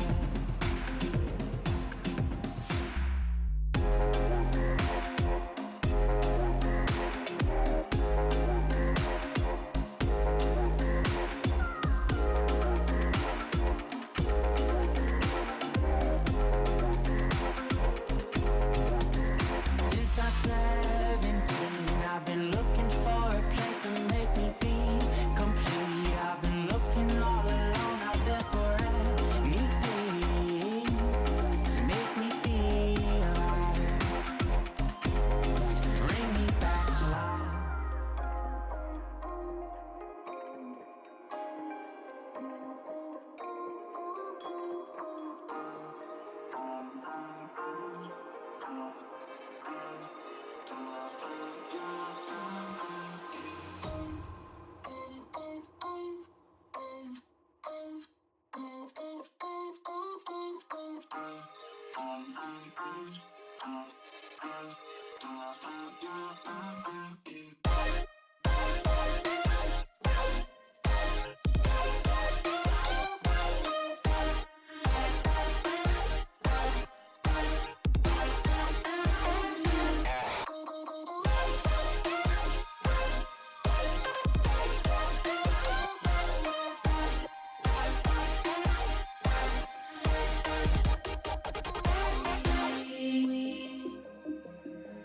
Find ourselves alone here, wanting to disappear.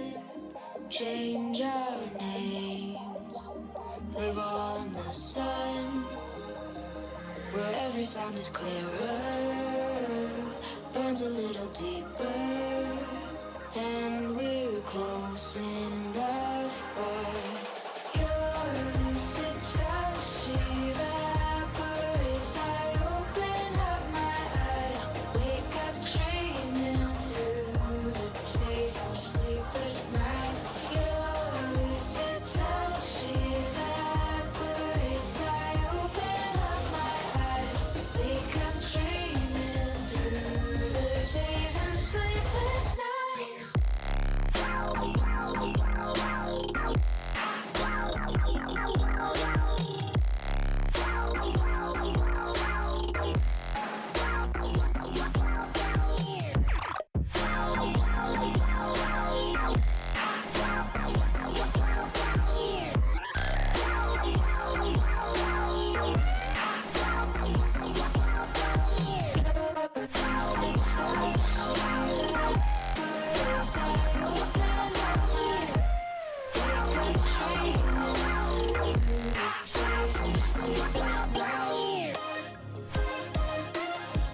All right, that was Grant with Wake Up.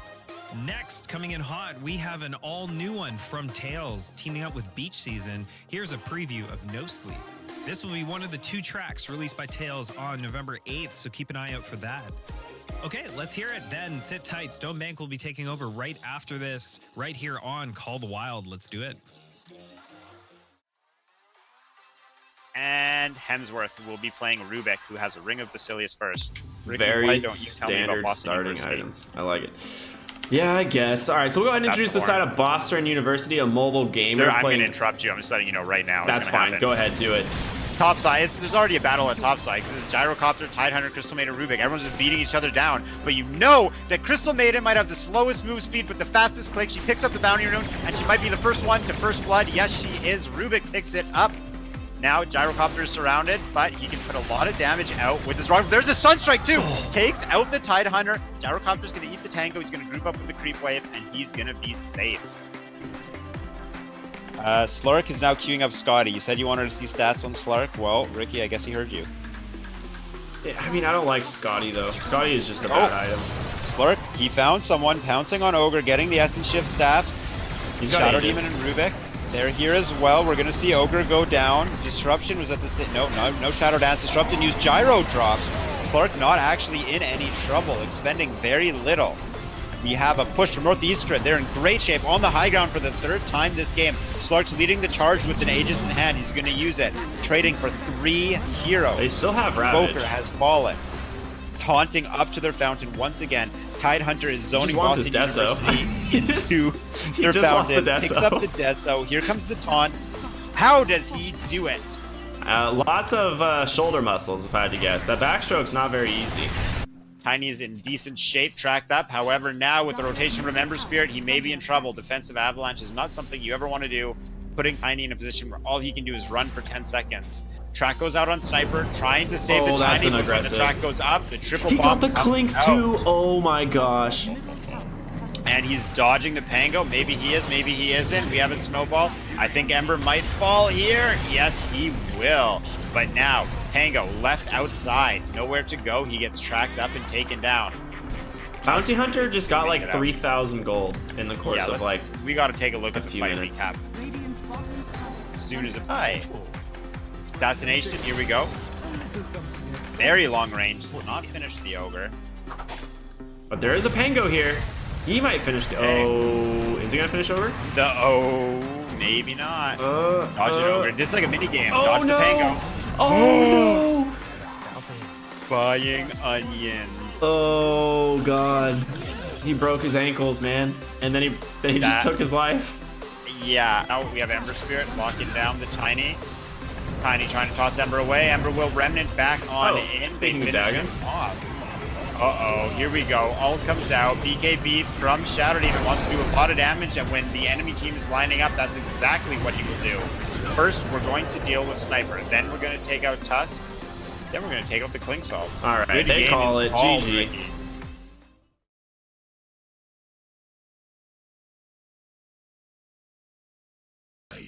Hello, everybody, and welcome back. We're in the game number 2 here. Hope you all enjoyed that little highlight reel. I think it was pretty cool. I love that. That was right? so cool. That was nice. That was really fun. Yeah. Well, all I know is that, if they keep those coming, they're just going to get better and better. Oh, yeah. Just like these teams, right? Just like these casters. 10 Ooh, seconds remaining. So Okay. we see some good bans. Looks like University of Georgia ban out the Abaddon, rightfully so. I don't want to talk about the bans because I want to hear what you have to say about. I was going to say these 2 picks, but now these 3 Oh, picks baby. coming out real quick. I love all 3 of them, Ricky. Sand Tell me why King, you Zeus, love Night them. Stalker. The Night Stalker is a little odd. I don't think it's as strong as a hero as it used to be from like the first pick perspective. It is still good though. So depending on how you pair it up, it can be really strong in the lanes. The Sand King Zeus is good. I think this is probably going to end up being a 4 position Zeus though. We'll see. Okay. It does have flexibility, but 4 Zeus is pretty good, and it's really nice with the Sand King as well. So We'll see. It's basically free D wards. Like Sand King will just buy a Quelling Blade, and then it makes it really difficult to actually push Sand King out of lane because you can just Sandstorm. A Sand King Zeus lane. Yeah, That's a lot of damage. a lot of Now, damage. what's the deal with Night Stalker? I've been hearing quite a lot about him, but now everyone's talking about Coddle. Why was Night Stalker the topic of discussion recently? I'm not entirely sure. I think Night Stalker pairs really well with heroes like Keeper of the Light, which is really nice. But Awkward. yeah. How Not in anymore, the past, actually, I it used guess. to, in the past it used to be Wow, I'm so old. backwards, but now it's really good. That's so wild. It doesn't even matter. Keeper of the Light doesn't have to play around daytime anymore. Yeah, but just giving him the double void is why it was so strong. Like, it is a disgusting combo.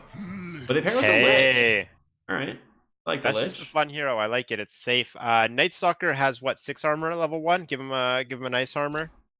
Is On it top of that? 6? Yeah, it might be. I know It might it's even be probably more. 5 plus stats if I had to guess. Yeah. Likely. Okay, now Lich is a hero I haven't seen too much of. 10 seconds remaining. But he's kind of like a witch doctor, I feel like, where I seconds feel remaining. he's not really in a position where he's going to be like the ultimate position 5, but he's Dire always team like back. a solid pickup. Yeah, I think the you hero's think that sounds pretty about right? safe. Yeah, it's a pretty safe hero. There's always like a lot of benefits just having the Frost Shield. Right now, UGA's 2 picks are exclusively magic damage, so that to me is like kind of a question mark as to why you would pick the Lich without really seeing something that like if they first rounded a Magnus or something, like okay, well Lich is good this game because obviously it's going to reduce the 5 physical seconds damage whoever a remaining. Magnus is empowering, but Mm-hmm. this is a little different. I think the hero's still good though, right? He's way more of an offensive hero than he used to be, because he used to be exclusively like this defensive support in lane, and now he is exclusively an offensive hero. So he's completely different. He's very fun. I do like him. I like playing him and I like playing with him. I feel the same way about Sand King, so I'm happy to see that a Sand King was picked up. Yeah, Sand King feels strong. And I hope it is a Zeus Sand King lane. That sounds very fun. It's denying the Zeus from playing against the Sand King with the True Sight, which Sand King obviously doesn't really want to play against. Yeah, and they crushed it with the Zeus last game. Yeah. I mean, they Tons of didn't damage win. coming out. Yeah, they didn't win with it, but they did they did really well with the Zeus. Yeah. Was it who was on the Peachta. Zeus? It was. Radiant team back. Yeah. Yeah, Peachta played it. He demonstrated that he's comfortable on the hero, not just with his beautiful kill score, but also with his understanding of when to use Thunder God's Wrath to scout, both aggressively and defensively. Mm-hmm. So they ban out the Slark, which is good. You want to be able to secure the Sand King lane. Slark being one of the better heroes in the laning stage versus Sand King. I think one of the 10 other ones is seconds actually remaining. Anti-Mage. So I think it would be a good 5 idea to seconds probably ban remaining. out that hero unless you want to put the Night Stalker versus the Sand King, and then pick like a different offlane hero. I'm going to go out on a limb here and assume you cannot Burrow Strike out of Pounce. Cannot Burrow Strike out of Pounce? Correct. Yes, you cannot. I was like, what? I had to like think of what those abilities were. Yeah, you can't Burrow Strike out of Pounce. Correct. All right. Plus, just being a melee against Slark in lane is just Exactly. miserable. Doesn't feel good. Terrible. It's also paired with a Lich, makes it really hard because he has chase, right? Slark doesn't necessarily usually have a lot of chase in lane other than his Pounce, but with the slows from Lich, really Dire strong. So if team it is a back. Zeus offlane and Zeus gets out of position once, he just dies. However, on the flip side, Zeus has some serious punching power, can really squish low HP heroes at all points in the game. Yeah, I agree. Georgia Tech actually bans out the Leshrac this game and the Hugna.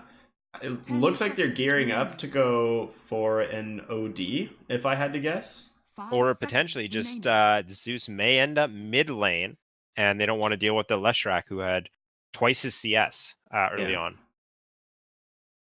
on. Also, just denying a hero, obviously, when you're going into game 2 and potentially game 3, when you get warmed up, especially after such a great game like that, a long and well played game, you might just be warmed up on the hero. You don't want to play against it. If someone's on fire, get that hero out of the series. Yeah, I just want to point out I'm dumb because OD's already banned.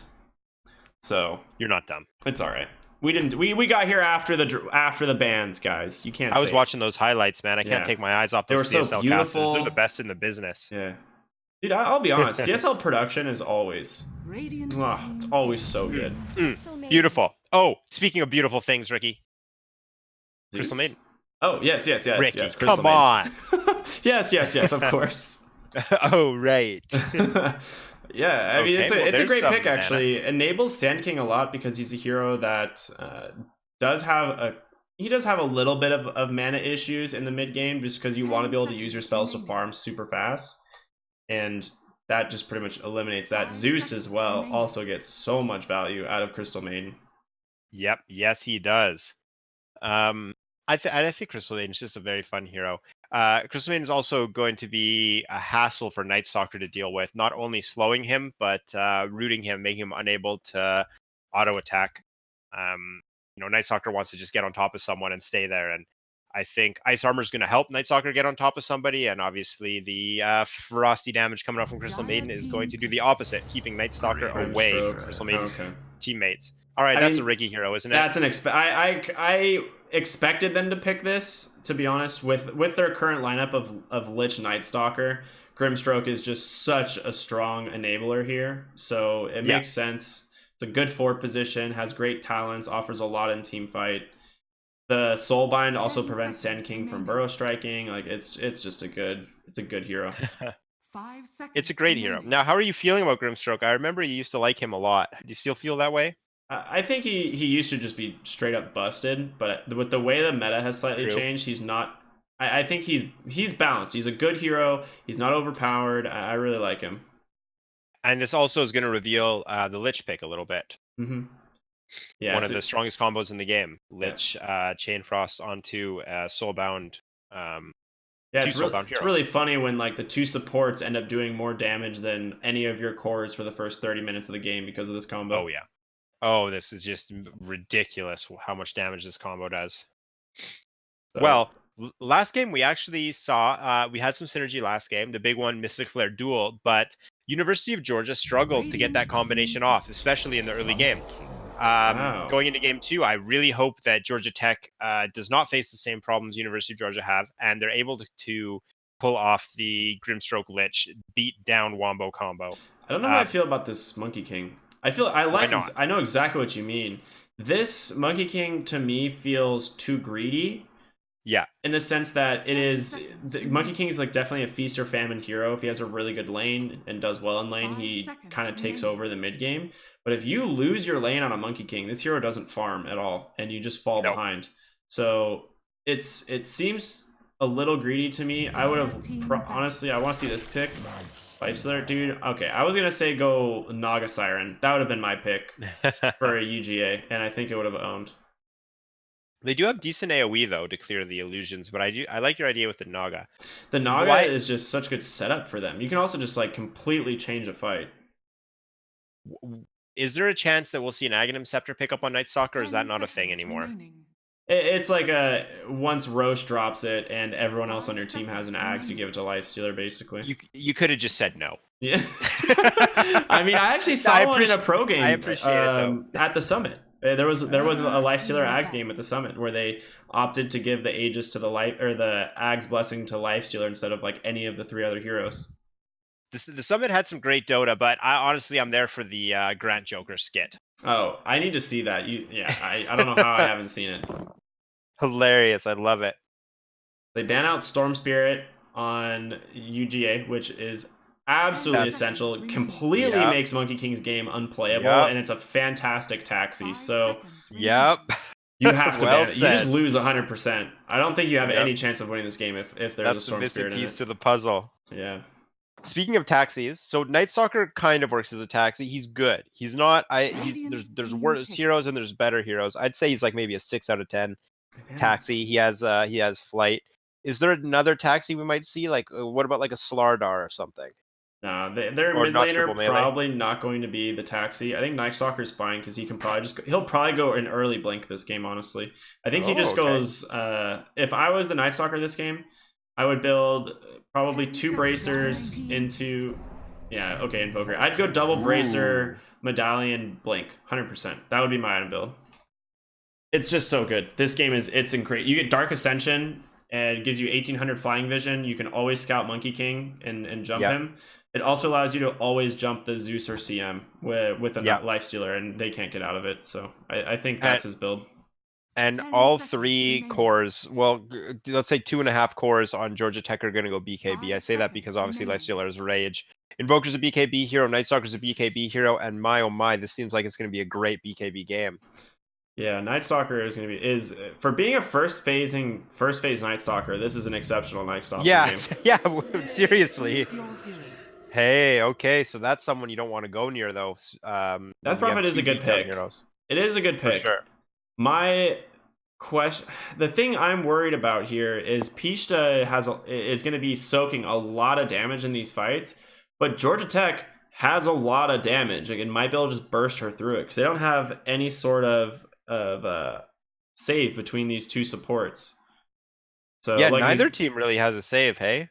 Well, they at least have like Lich's armor. Lifestealer has Infest, right? They have enough defensive abilities on Georgia Tech. Yeah.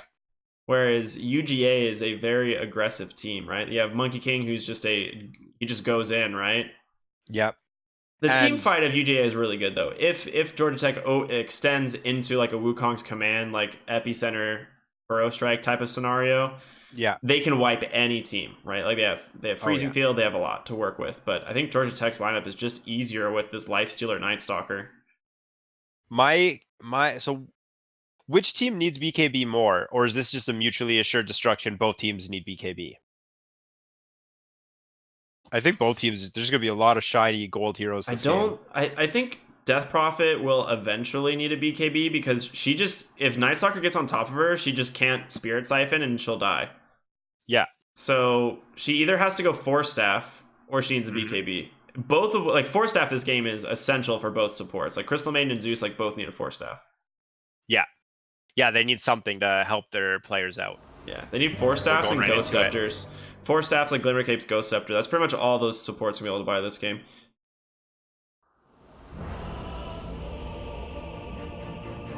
And Crystal Maiden, no cosmetics. All right, University of Georgia. You're just going to bring that onto the live battlefield, are you? All right, here we go. Game number 2, Georgia Tech versus University of Georgia. Do you want to introduce the side of Georgia Tech this time?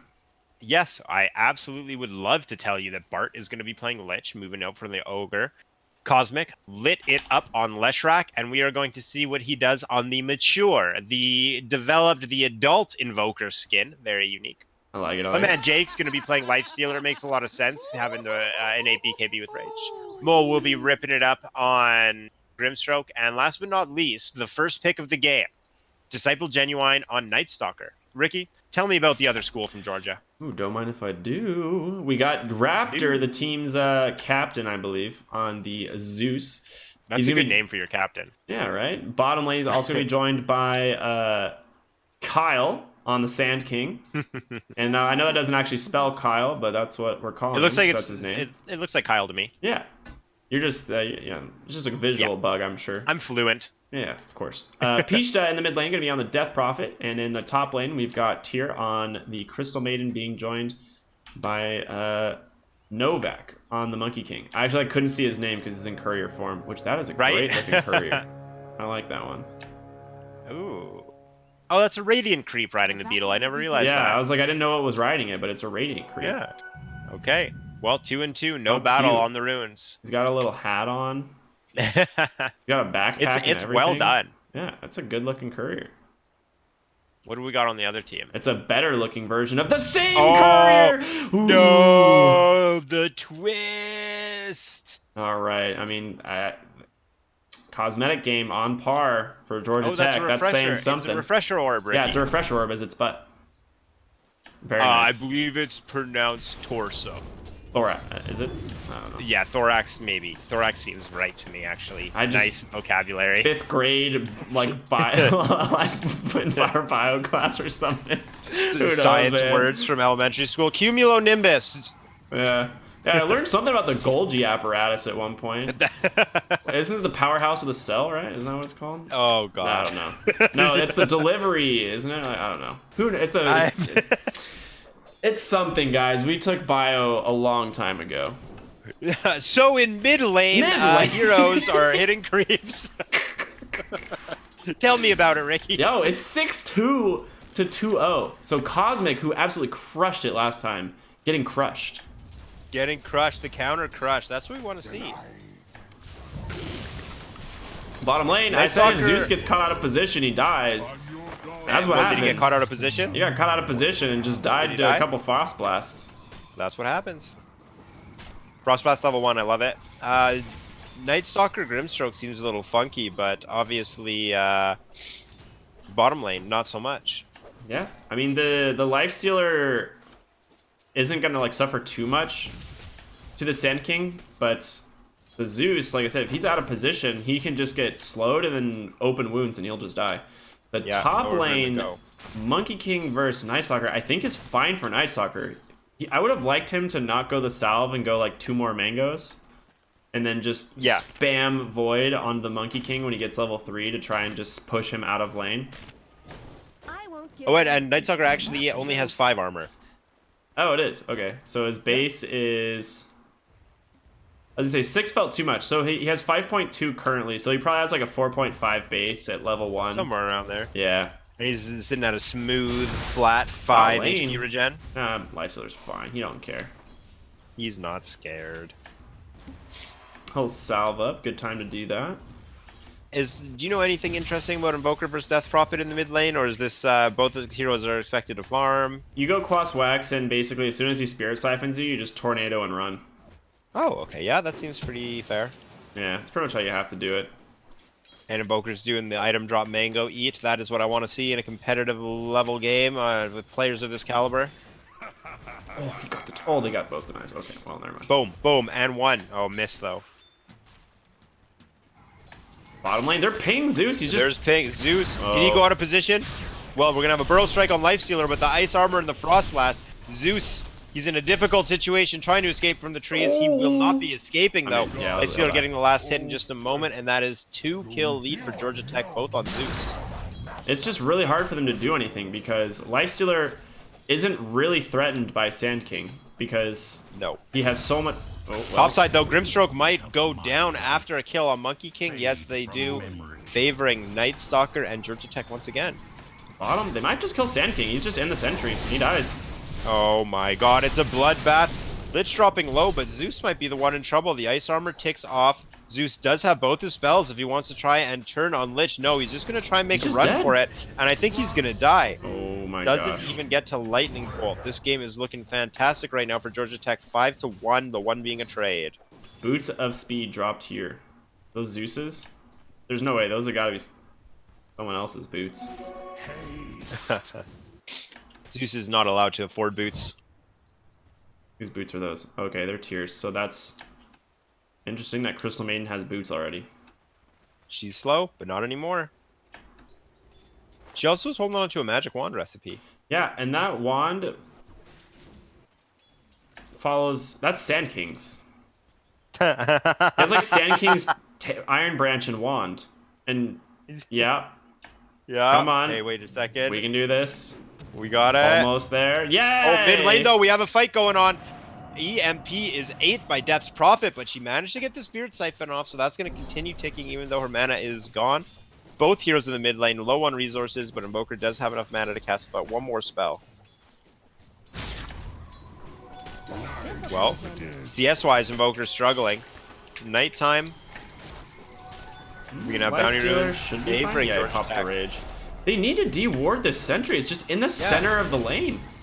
And trying to turn on Lifestealer. Not going for the D-ward with the Lightning Bolt. We might have a Mango popped. Not going to be in range. Misses the Bolt. Arc Lightning can't hit. Oh no, Sand King's dead. No, Sand King is taken out by a solo Lich. Zeus is trying to turn on him, but Zeus is out of mana. No Mango either. Lich is going to be safe, and Lich is going to collect even more experience being under tower with the wave to himself. And I mean, the thing that's nice, Jake just gets to shrine up, go right back to the lane. Radiant's bottom tower Finding that killer is really nice, but It cost them a lot, unfortunately for them. Yeah. Top lane. Now a little bit of action here. It's nighttime. I think this is when Night Stalker shines. 7-1 favoring Georgia Tech. Being one of the slowest heroes in the game, it might be 8-1. No, CM picked up the boot. She deals with the demon and she walks away. Is it really shining if it's nighttime? Ooh, interesting. Well, Ricky, speaking of elementary science, let me tell you about bottom lane, where if you combine two slows, one slow plus one slow is two slows.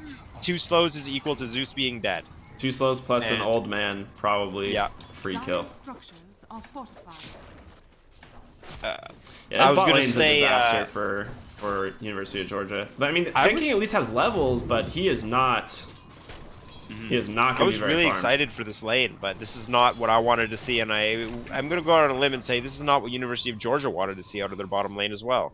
Yeah, Zeus is just saying, I'm done. I'm going to go to a different lane, and he honestly should have done that a while ago.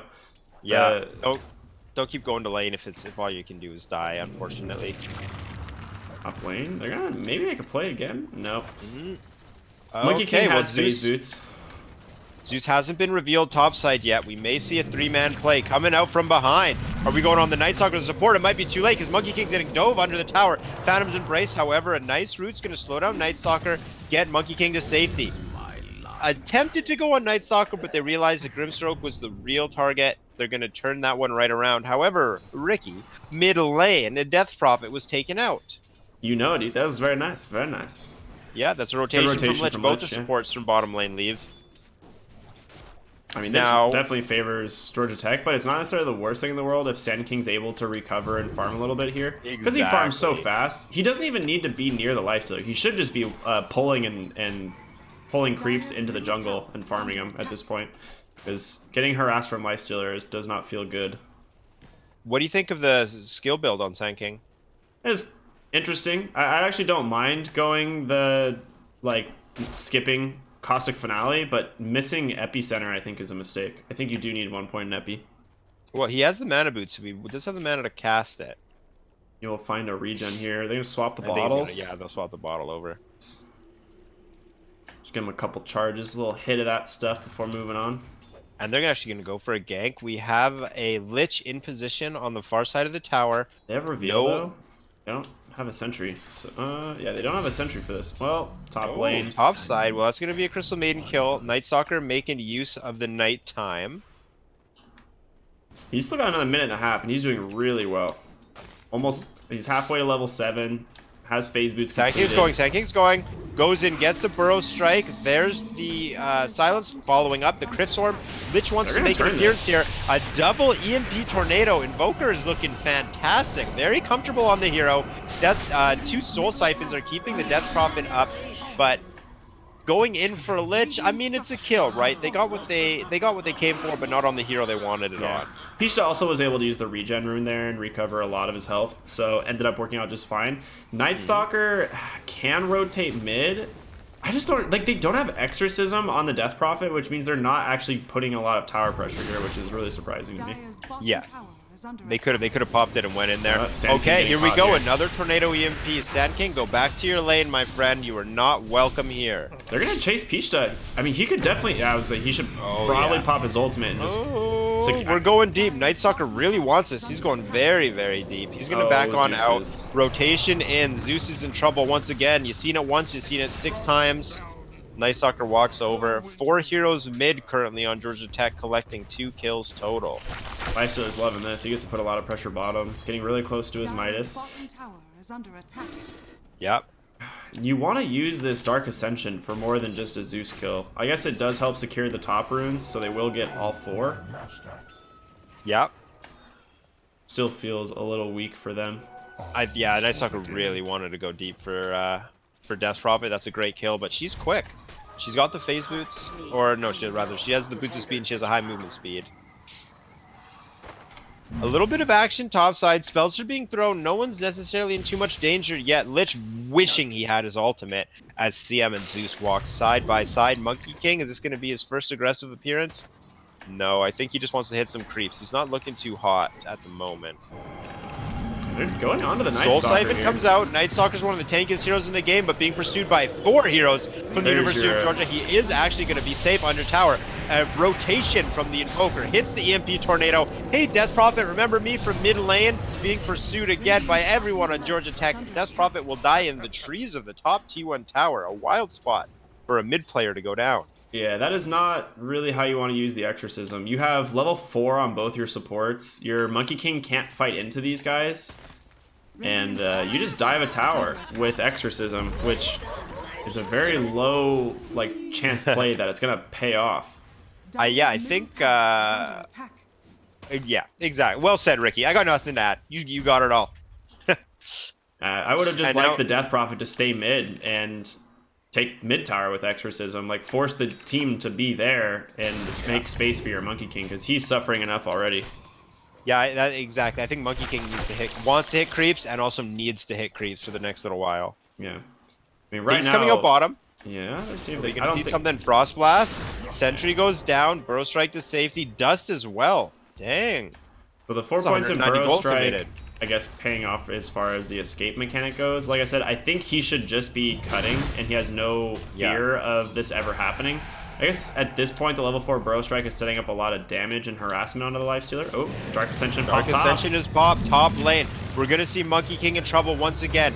Great play by Crystal Maiden, keeping Monkey King alive, but getting too close to Monkey King now. The leash is going to hold him back, and Crystal Maiden might be the next to fall under tower. Kill him. Both players running from a Crystal Maiden, respecting the power of Ice Rack.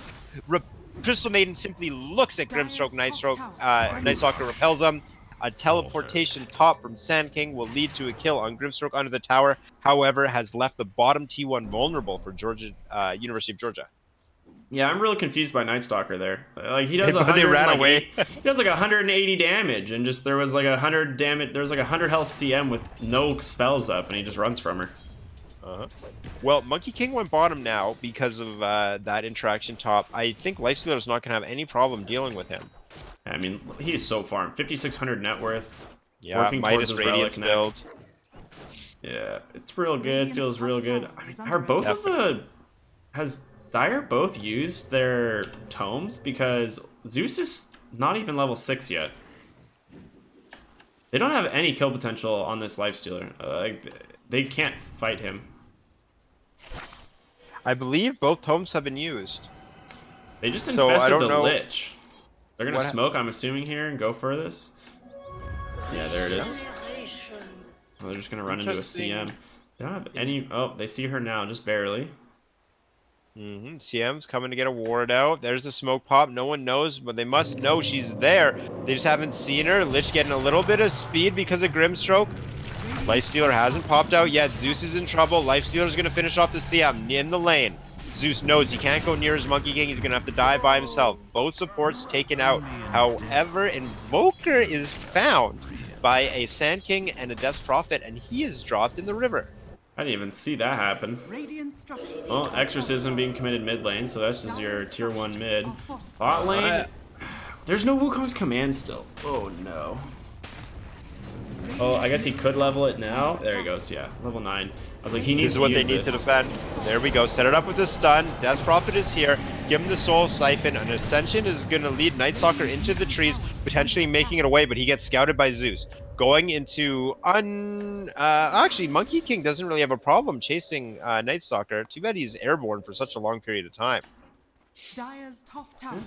They will be able to Sand King and Grimstroke dodge each other. Sand King and Lich do not dodge each other. Running into each other near the fountain. Nothing's going to come of it. Well, there's 5 heroes committed here by University of Georgia, which is going to set Lifestealer up to free farm and pressure tower top. I don't know if they're going to get top tower. It's still pretty healthy, and Monkey King's coming up here. 15-minute rune, so they're going to get 3, it looks like, on the side of UGA. Actually, maybe 4. No one's going to go to the other side. They're going to get all 4. Wow, fantastic play from University of Georgia. That's what we want to see from them, especially when they're in the situation they're in now, behind on kills by less than 3 times. Well, they EMP Tornado once again. Monkey King in trouble. University of Georgia, it seems like they finally caught a break, and Monkey King is found once again. Okay, no one TP'd top to defend the tower, so I don't know. It just dropped. Lifestealer's Lifestealer's playing single player right now, Ricky. He's just in an empty map by himself, just free farming, taking towers, doing whatever he wants. He's playing WoW right now, you know? Just questing, getting leveling up. Walk getting around, new gear, killing just having a creeps. good Yeah, time. He's like, oh, I might go picking up do some it. good gear. Yeah, I'm gonna go queue for a dungeon, guys. I'll catch you in a little bit. Yeah. Wait, queue for a dungeon? Ricky, you're talking about the wrong WoW. Classic's out again. Oh, I'm sorry. Yeah, you better be sorry. Talking like you're not gonna play Shadowlands when Shadowlands come out. Come on. Yeah, you know I will for a week.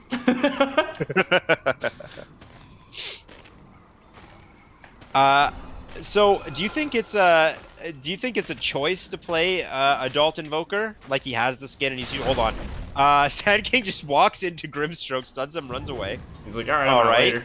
Kyle, he's under a respect. sentry, but I don't know if you want to fight into the Dire right now. They feel really strong. Here we He's go. finally Okay. level 6. Tornado not gonna hit on DP, but it will connect on Sand King. Sand King's in trouble, but when Nightstalker goes in and reveals that University of Georgia's behind him, immediate back from Georgia Tech. Fantastic coordination, obviously great communication.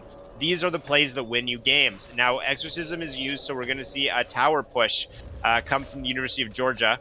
And a smoke from Georgia Tech. They're doing some sneaky stuff here, Ricky. I like the fake tree well, there. They found CM. Hi.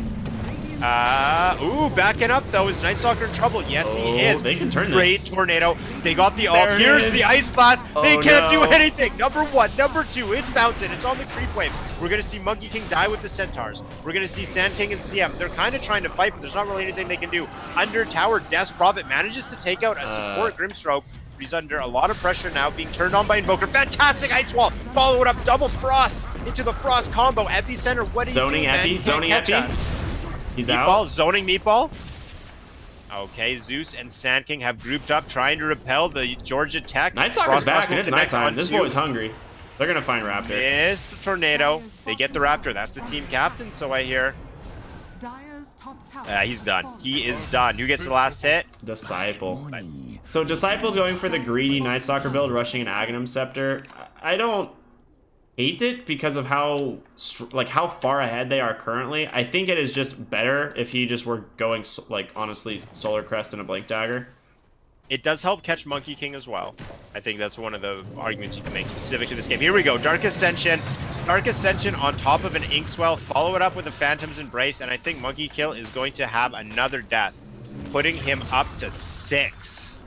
Yeah, that is a very rough game for Monkey King. He needs a BKB. Like, he's surprisingly not super underfarmed. The problem is Is under attack. the Lifestealer is at 9,500 net worth. Dire's structures are fortified. And he's got And- a Radiance here in just probably in about a minute.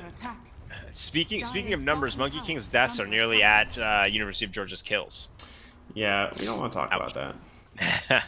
Spirit How's Vessel the Sacred completed on Relic Invoker coming? though, so this is nice. I know he's had it for a little while, but I didn't really bring attention to it. Spirit Vessel Invoker, Quasso X Invoker is so frustrating to deal with. Yeah, oh my god, dude. It is just miserable. Hold on, we have a Yule's coming out. Is Lich gonna Actually be in misses trouble? the I think silence. he is. Yeah, but we're gonna have the the Crystal combo! Nova. There it No. is. No, not on Oh. Death Prophet. The one hero you can't have this on. Boom, boom, boom, boom, boom. CM dies. Death Prophet dies. Sand King wants to be a part of this fight, but the fight's already over. Your teammates have been They're dropped. leaving. Lifestealer shows his life-stealing face, his Sacred Relic, but he wants to use the Midas. I think we might see a disengage. I don't think they Lifestealer want to fight continue into the to Sand farm. King. He's kind of zoning him. Yeah. Still has Epicenter. They might just We try want and the take... Radiance. Yeah, they're gonna go around. And he's gonna Zeus has find been Zeus. found. Open wounds, rage. I think Zeus is in trouble. Lifestealer by himself has the damage needed. Disciple. He gets actually it. got hit with the Void in the fountain. The Void hit him in the Yeah. fountain. Yeah. Oh my god. That was about as close as it can get. Lifestealer got left behind. Look at Lifestealer's stash and look at where the courier is. Oh no. Poor, he got his Dude, radiance. that's a They stacked took it. courier. Bard's like, yeah, I know you're the carry and all, but I'm taking this courier. You can suck it. Yeah. You know he's yelling at him right now. Who took the courier? Like, dude, that is my radiance. And like, whose Aether Yeah. Lens is this? This is Mole. Yeah, He's just like, Mole. guys, I need my Aether Lens. Come on. Dire's middle Okay, tower I is love the under attack. Quasplex Invoker. You can tell that Cosmic's comfortable. Okay, Pisha's being reinforced by a Sand King and a Crystal Maiden. Sand King with Blink and with Veil of Discord. We haven't really talked about the farm Sand King's pulling out. Top net worth for University of Georgia. Yeah. It makes sense, right? Once he started getting more space to farm and was left solo versus the Lifestealer, he farms really well, and since then they haven't really been able to shut him down. He's just kind of doing anything he wants. Jake mid lane. Rage coming out from Lifestealer. He wants to go for the tower, but in fact he's just going to zone out the entirety of the University of Georgia. Lifestealer backed up by his team. We have the combo once again from Lich on top of an ice wall. The Frost from CM is not going to be able to deal with the Frost from Georgia Tech. The tower stands, but Sand King and CM do not. We haven't been talking about how much damage this combo's been doing, but it's always Lich top of the damage charts. Here we go. Okay, the second Rage comes out. Lifestealer mounts a charge. Once again, Lifestealer goes in, goes out, and his team backs him up on the counter initiation from University of Georgia. 3 heroes down for nothing. Lifestealer barely making it away.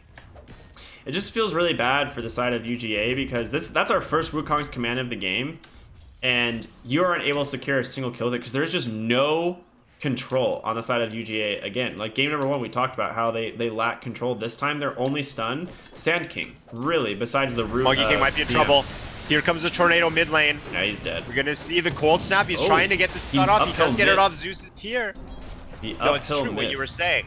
Oh no. Okay, phew. It feels like University. Epi? The epicenter blink. Rage, no! Rage turns it around. Sentry goes out under tower. Great play from Lich. The Sinister Gaze. We're gonna have a heal up on Lifestealer. Rage is down, and I think we're gonna see a retreat from Georgia Tech. Okay, we have a stun, we have a soul siphon damage coming out. They're gonna drop the Lifestealer. This is this is the best possible kill right now for University of Georgia. But that's the best possible tornado connecting on 3. EMP goes. Can they have follow it up? Monkey King pops in, showing up to the fight, but on top of an ice wall, he might be in danger. Invoker looking to set up to bust out the damage, trying to fight on the ice wall. Invoker leading the University of Georgia to the high ground. What are you guys doing? You can't come over here. Falls into the pit. Invoker might be in trouble, getting too greedy. That's Prophet. Now he's the hero you got to keep an eye on for University of Georgia. He's the most dangerous hero they have. Gets right on top of the wall, beats him down, but tornado, easy kill. Invoker, yeah, clean it up. Gets a range creep with it too. Monkey King, he's going back in, but he's just gonna get cold snapped and There's a lot of spells left on Lich, and that's putting Monkey King in trouble. Now Crystal Maiden. Oh no, he's got the cold snap cooldown. She's dead too. No. He's laughing, dude. Maniacally chasing down this CM. What are you gonna do? I went mid, son. Oh my gosh, Cosmic. And another TPN. We're gonna have a Blink Burrow Strike coming up from Sand King. A long TP. This is the Burrow Strike coming up behind Zeus. We're gonna have a Lightning Bolt. No, we don't have a Lightning Bolt. Oh my god. Invoker, his hands are on fire right now. He needs a new keyboard. He overloaded it with those plays. Pretty sure his keys just melted. Yep, his hands might have melted too. Get this guy a pair of gloves. He needs some help. Look at the kills, Ricky. Look at the kills, Ricky. I'm going to say it again. Look at the kills, Ricky. Should I look at the kills, Carlo? Do it. Tell me. 32-10, baby. 7,000 gold lead. What? Georgia Tech, dude. They're feeling themselves. They are having a fantastic game. I wanted to mention it felt like it feels like Georgia Tech got like a 5-minute or 10-minute head start this game. Dude, it is. Like this is real rough. Like, look at Lifestealer, who's already started on his halberd, and then Monkey King is just finishing his Echo Saber. I don't necessarily even think halberd's the best item this game, but it is darn good because it makes it so Monkey King can't man up on you or really man up ever. Yeah. It's mainly just the slight amount of status resist and health. I think that is really good for this item.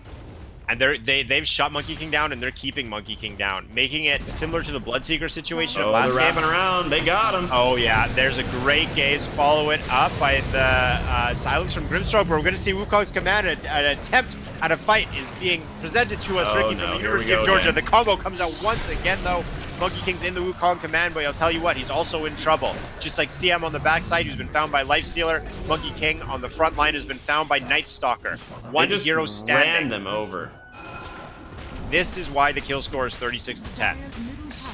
Oh man, this Invoker is just doing so much work. The combination between the two supports, Lifestealer just being so far ahead.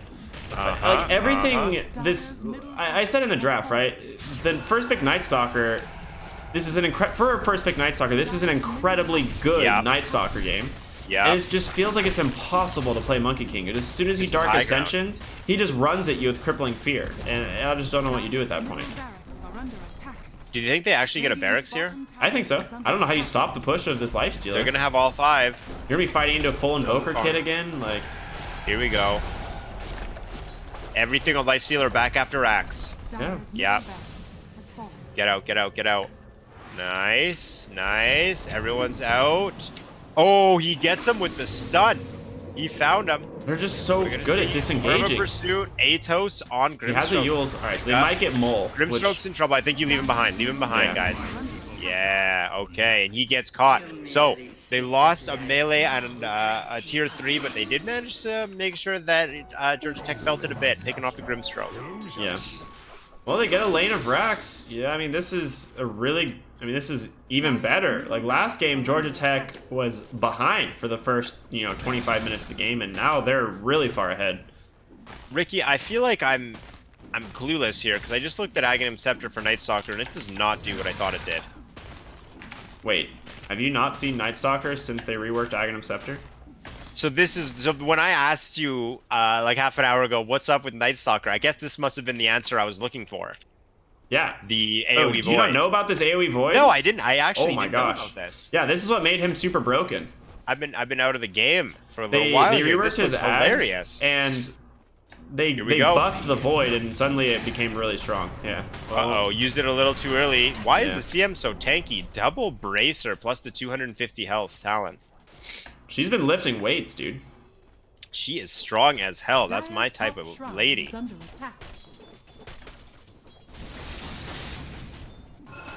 Yeah, Night Stalker's Aghanim Scepter, pretty good. During Dark Ascension, you just have a 900 AoE 1 second stun that does 335 damage around you at all times. It works kind of like Aghanim's on, or it works like Bristleback, who does his like AoE Snot. Exactly. Kind of like that. But it's way larger AoE, tons of damage, and it can cancel TPs. So it feels pretty good. Yeah, that sounds pretty good. It also allows him to farm just super fast because he just he just goes around clicking Q next to creep waves. It also was way more broken before because it used to hit through fog. Oh man! And so that was why it was broken before they patched it. You would actually just like stack. You could stack like 3 creep waves or 3 creep camps in the jungle and then clear them all simultaneously. So oh my gosh, too much. Yeah, they nerfed too much it. voids. Dire are scanning. Well, not enough to stop Georgia Tech from picking it up. I'm excited to see it this game, just like I'm excited to watch Georgia Tech seemingly dismantle University of Georgia in Game 2, figuring they must have had a fantastic talk between games because they figured something out. Yeah. Well, they're on the Roshan. This is going to take a while. Lifestealer absolutely sucks at killing Roshan, and they have no minus armor. So I don't even think they can do this. This is why I said you need to go like Solar Crest Blink on Night Stalker this game, because they are taking forever to do this. Bottom lane, Monkey King, gonna be fine. TP's out on the correct tree. Smoked up in the mid lane though. They're gonna see if they can find someone. Bart has an Invis rune. He's gonna pop the smoke. Oh, they found the Night Stalker. Follow it up. 1 stun, 2 stun, 3 stun, 4. That feels good. Novak got it. He needed it too. He's so underfarmed. Yeah, they seriously need that. They see Roshan a little bit low. They can do it if they want to pop Exorcism. Yeah, it's like they could do it with Exorcism, but then you're fighting into like Lich Grimstroke at the Roche pit. We've seen that one once or twice or 5 times. We've seen Lich by himself in like just fighting at a Roche pit with Chain Frost. Like 2 Chain Frosts is absurd. Uh-oh. Are we going to see Death Prophet? Oh, out of position. Gets the Gaze Invoker setting up. There's 1 Yules. We're going to see the Tornado. Grimstroke ult, knowing that Death Prophet can't go near her teammates. Zeus is eliminated by Lifestealer on the back line. She's staying up, backed up by CM ult. We might see Georgia Tech finally on the back foot. Coming out, the Lich ult does very little. That's a fresh BKB from Novak. That's exactly what you want to do with your BKB. She finds a regen too. They're going to go to Roche. Do it. Take this puppy down. They can take it real fast with the Death Prophet ult. They get the buyback. There's no Lich ult though. They want to take the fight. They have Dark Ascension. Lifestealer. Dark Ascension comes out. EMP comes out. Right on top of Death's Prophet as Exorcism is dropping. She's going to start healing up soon though if they don't finish her. Goes up into the air. Lifestealer's on top of her. Full health Death's Prophet on the Wukong's command. Looks fantastic. They get Jake here. This is huge. He's stuck. He's silenced. Can't do anything. He's not getting the Wukong command. He gets taken out. And once again, University of Georgia enters the pit. Finishing off Roshan here. It's going to go to Monkey King, very likely. Wow. Yes. Huge turn of events for UGA. Well, UGA had a talk partway through this game that did just as effective as Georgia Tech's talk before the found game. Lich again. They're bringing it back. Got a Spirit Siphon. CM's This should be here a kill. with the control. Yeah. I mean, he's got the Ags. He can always just follow him. Yeah, that's a... I mean, that's an Ags on Sand King as well. It just got delivered. I'm not Only sure a how I 6K feel about lead. the Ags. On Sand King? Yeah. I feel like Spirit Vessel... Or, I'm sorry, not... Yeah, I feel like Spirit Vessel's doing way too much work, and if he had a Lotus Orb this game, he'd be real happy. I agree. Lotus Orb definitely would be a good pickup. Let's see what he can do with the Ags. Maybe he's going to hit some, like, 5-man Burrow Strike. Yeah, yeah. And also, you got to respect that Ags on Sand King is one of the most fun Ags. Oh, it's so Not fun. quite on par with the Earthshaker Ags, but it's close. Yeah, it's up there. Speaking of Earthshaker Ags, are you ready for them to just make Morphling not a hero next patch? I know I am. Yeah, it's Earthshaker Morphling is like, you know, remember when like it was Shadow Demon Luna, and it was like the insane combo that was broken and then it just got nerfed. That's how I with the Earthshaker Morphling, I'm just kind of like, why is it still in the game? They just need to remove the cast range bonus on Morphling Ags, like completely. Like there literally just needs to be no cast range bonus, and they need to get rid of his 20-second duration talent. Just completely remove that, change to something else. I think it'd be balanced. Well, now, doesn't the enchant totem not actually end until the attack connects as well? Oh yeah, So- the other one is to make things not persist when he switches stance. So I think that would be cool too, where basically it's like you can only get that bonus attack if you're still in the Earthshaker form. Potentially, yeah, that could be a fix. That'd be a nice fix, because there's a lot of reasons to... There's a lot of things they can do to fix it.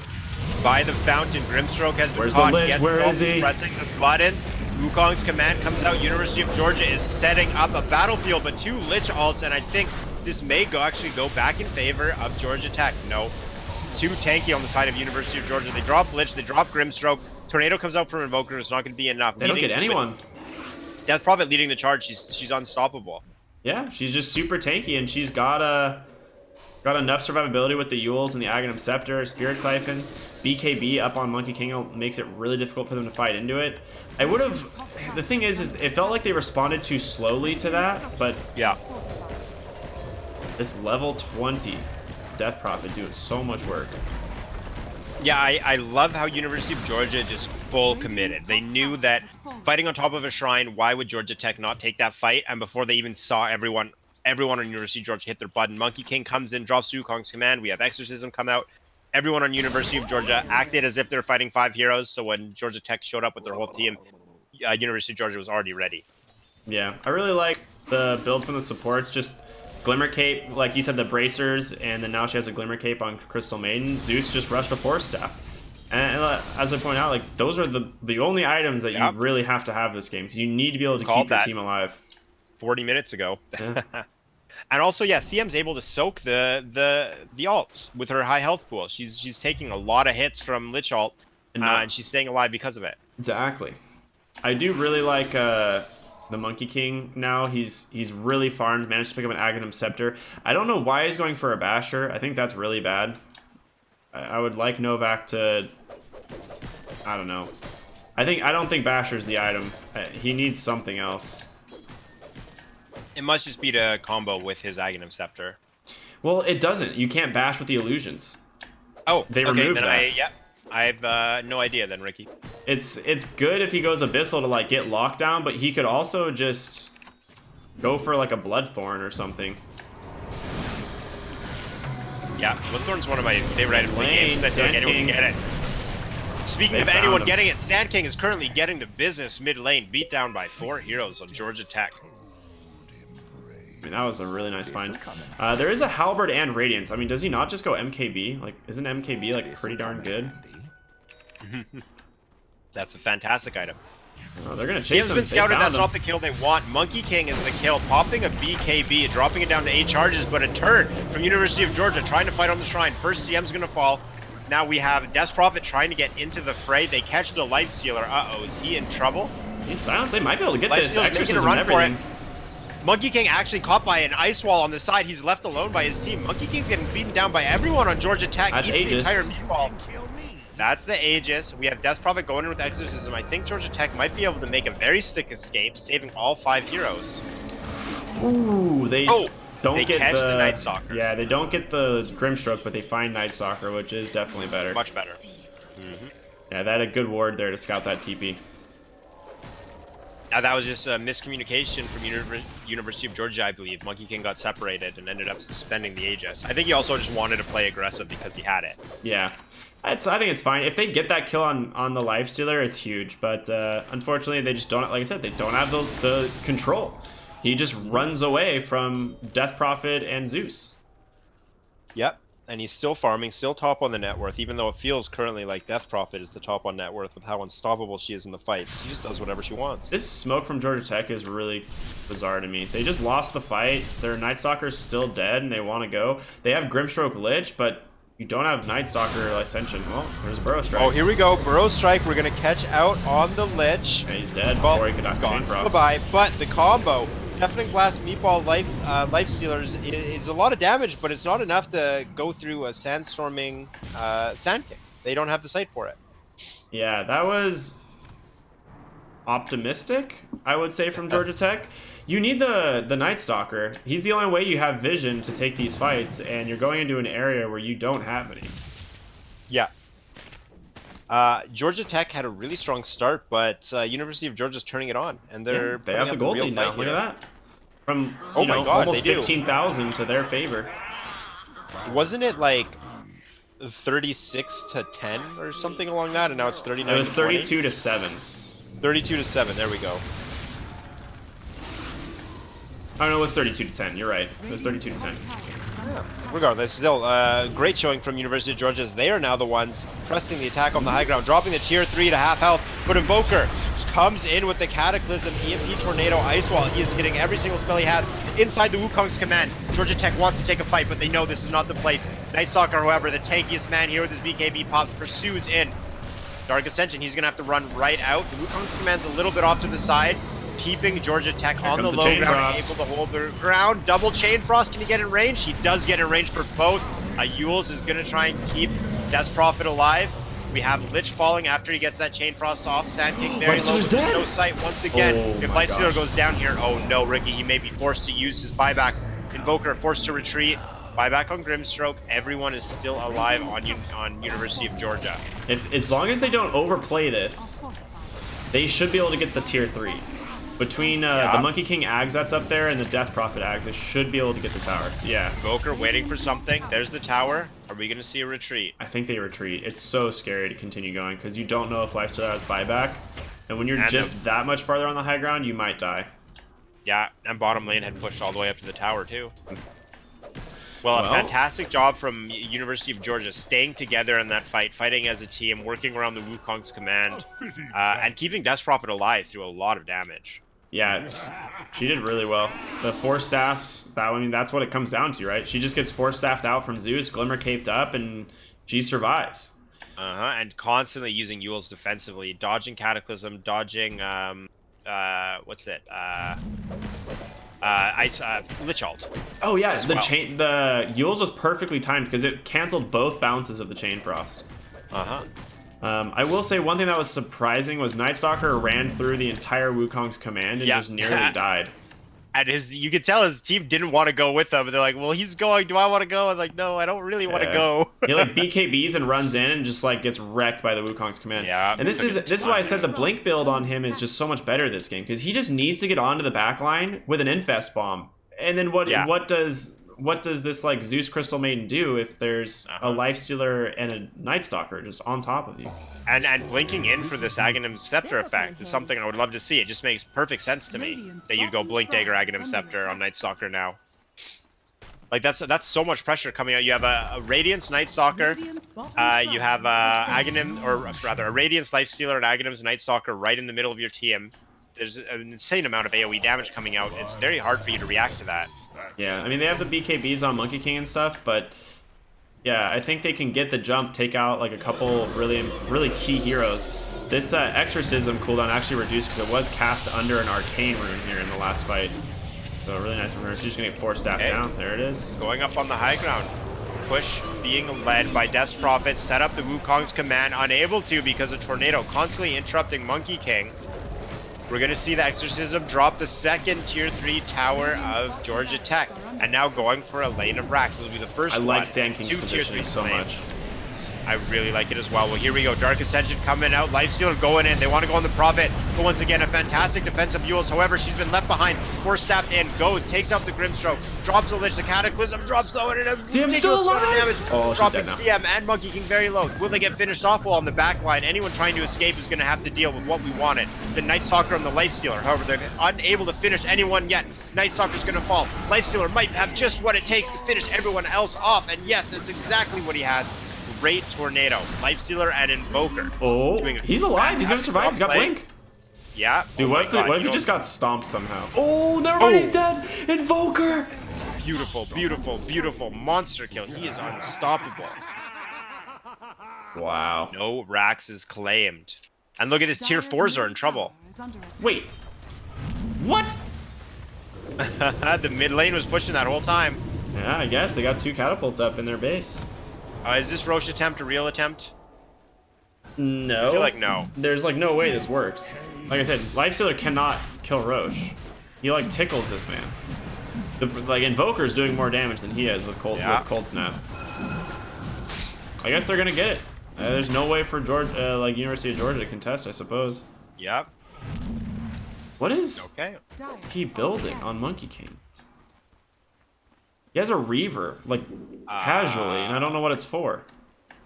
Yeah, and then it's like Scotty, Abyss. It's like Scotty finishing Abyssal, and then a Reaver. I mean, is he going for, like, there's no way he's going for a Satanic. Yeah, and I mean, he's up to 3,300 HP, but high health pool is tough against Lifestealer. Yeah. Well, Aegis now on Lifestealer. I love this. Going for the Nullifier. This is a great pickup. Oh, yes. We got the cheese. I'm assuming Invoker. Yeah, okay. Death's Prophet's Yule Scepter is probably one of the most valuable Yule Scepters I've ever seen in my life, and that Nullifier is going to, well, nullify that. Yep. I'm about it. 4 staff also now completed on CM, so they have 2 4 staffs at least to use in the defensive neighborhood. And it looks like Sand King going back for a Guardian Greaves, which I do like. It is more sustained for his team. Very good pickup for him. I'm just really confused on this Monkey King's build. I don't know what he's doing. I think that's a Satanic on Courier, and it is, so he is going Satanic. I mean, it's not a terrible item. It's, you know, it's pretty good as far as sustain and what it gives you, but I don't think he's, like, really man-fighting the Lifestealer. Yeah. Yes, I agree completely. That's unlikely going to happen, especially Lifestealer built a Halberd, like, just for that situation. Well, he has Halberd, and now he's about to have Nullifier. Like, he'll just nullify you as soon as you pop Satanic. He doesn't really know about that Nullifier, but nope. This seems interesting. Well, the Sacred Relic's in his backpack. I think the Monkey King just needed more damage. Smoke coming out here. Georgia Tech wants to make a move. We got the Aegis. We got the no G. vision of this. They're going to go right up onto the high ground. They have a ward here. They see the 2 supports. They can go. Here we go. Lifestealer's going to lead it. That's an extended duration rage at level 25. Wukong's command. Georgia Tech cannot let Wukong's command go off. Zeus drops no buyback. Monkey King is in a very difficult position, but he got his BKB off, so he's going to be able to make an escape. Yeah, he's just dead. Constantly being pursued. Ice Wall, Cataclysm. No way he gets out of this. 3 heroes drop. I mean, no buyback. Didn't save buyback for a Satanic. Yeah, I mean, that's just game over.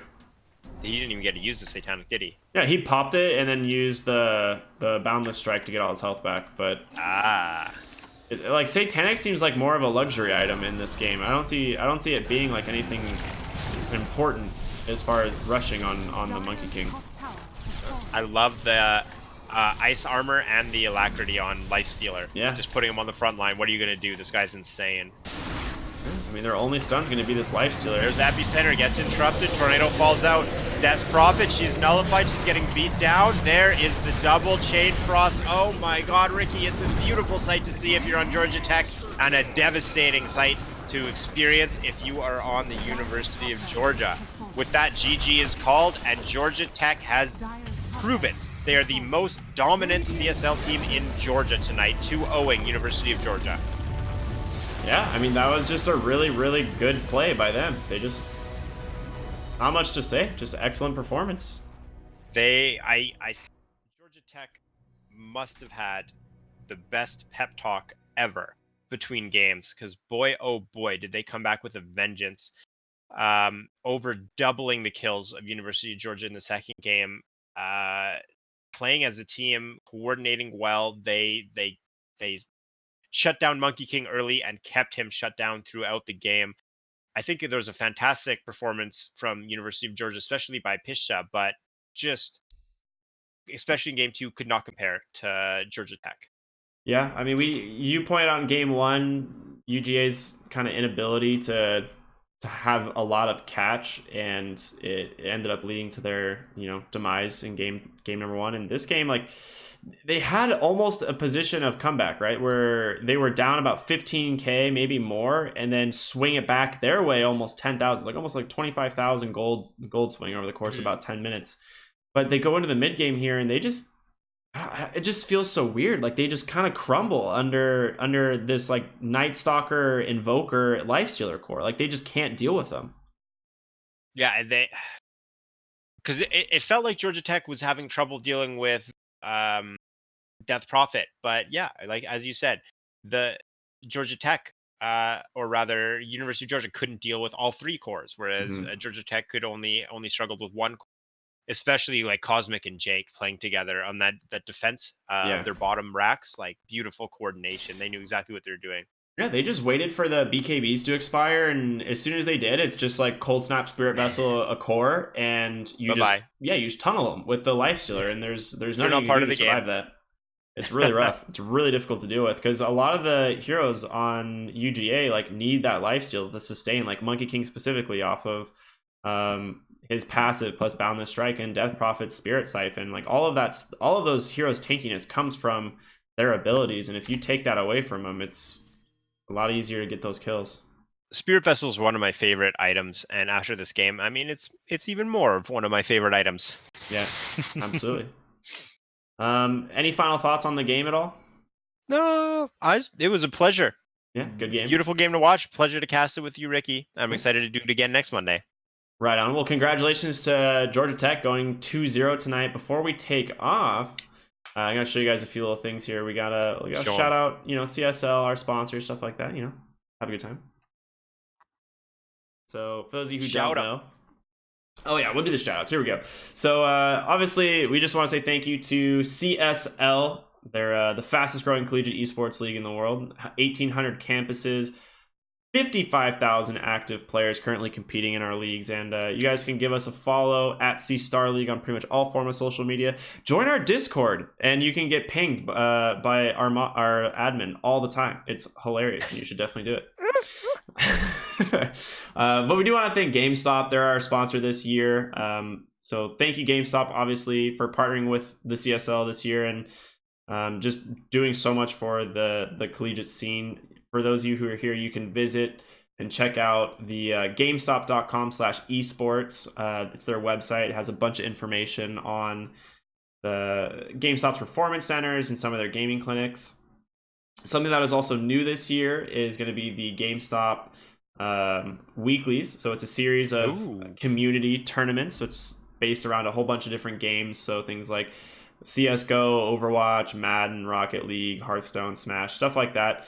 And they rotate each week, and they're going to be going on they're currently running right now all the way through March. So definitely check those out. Sign up for some of them. It's a good time just to meet other players in the collegiate scene, really. That's what CSL is all about. It is. I feel like it's just connecting with people who are passionate about video games all over North America. Yeah, I mean, that's how I met you, and I gotta say, it's never looked pretty back. darn good for me. Likewise. Yeah, absolutely. Well, that's all we've got for tonight. Thank you all for tuning in, and we will see you very much. in a week for another collegiate Dota match. See y'all in a week for another collegiate Dota match.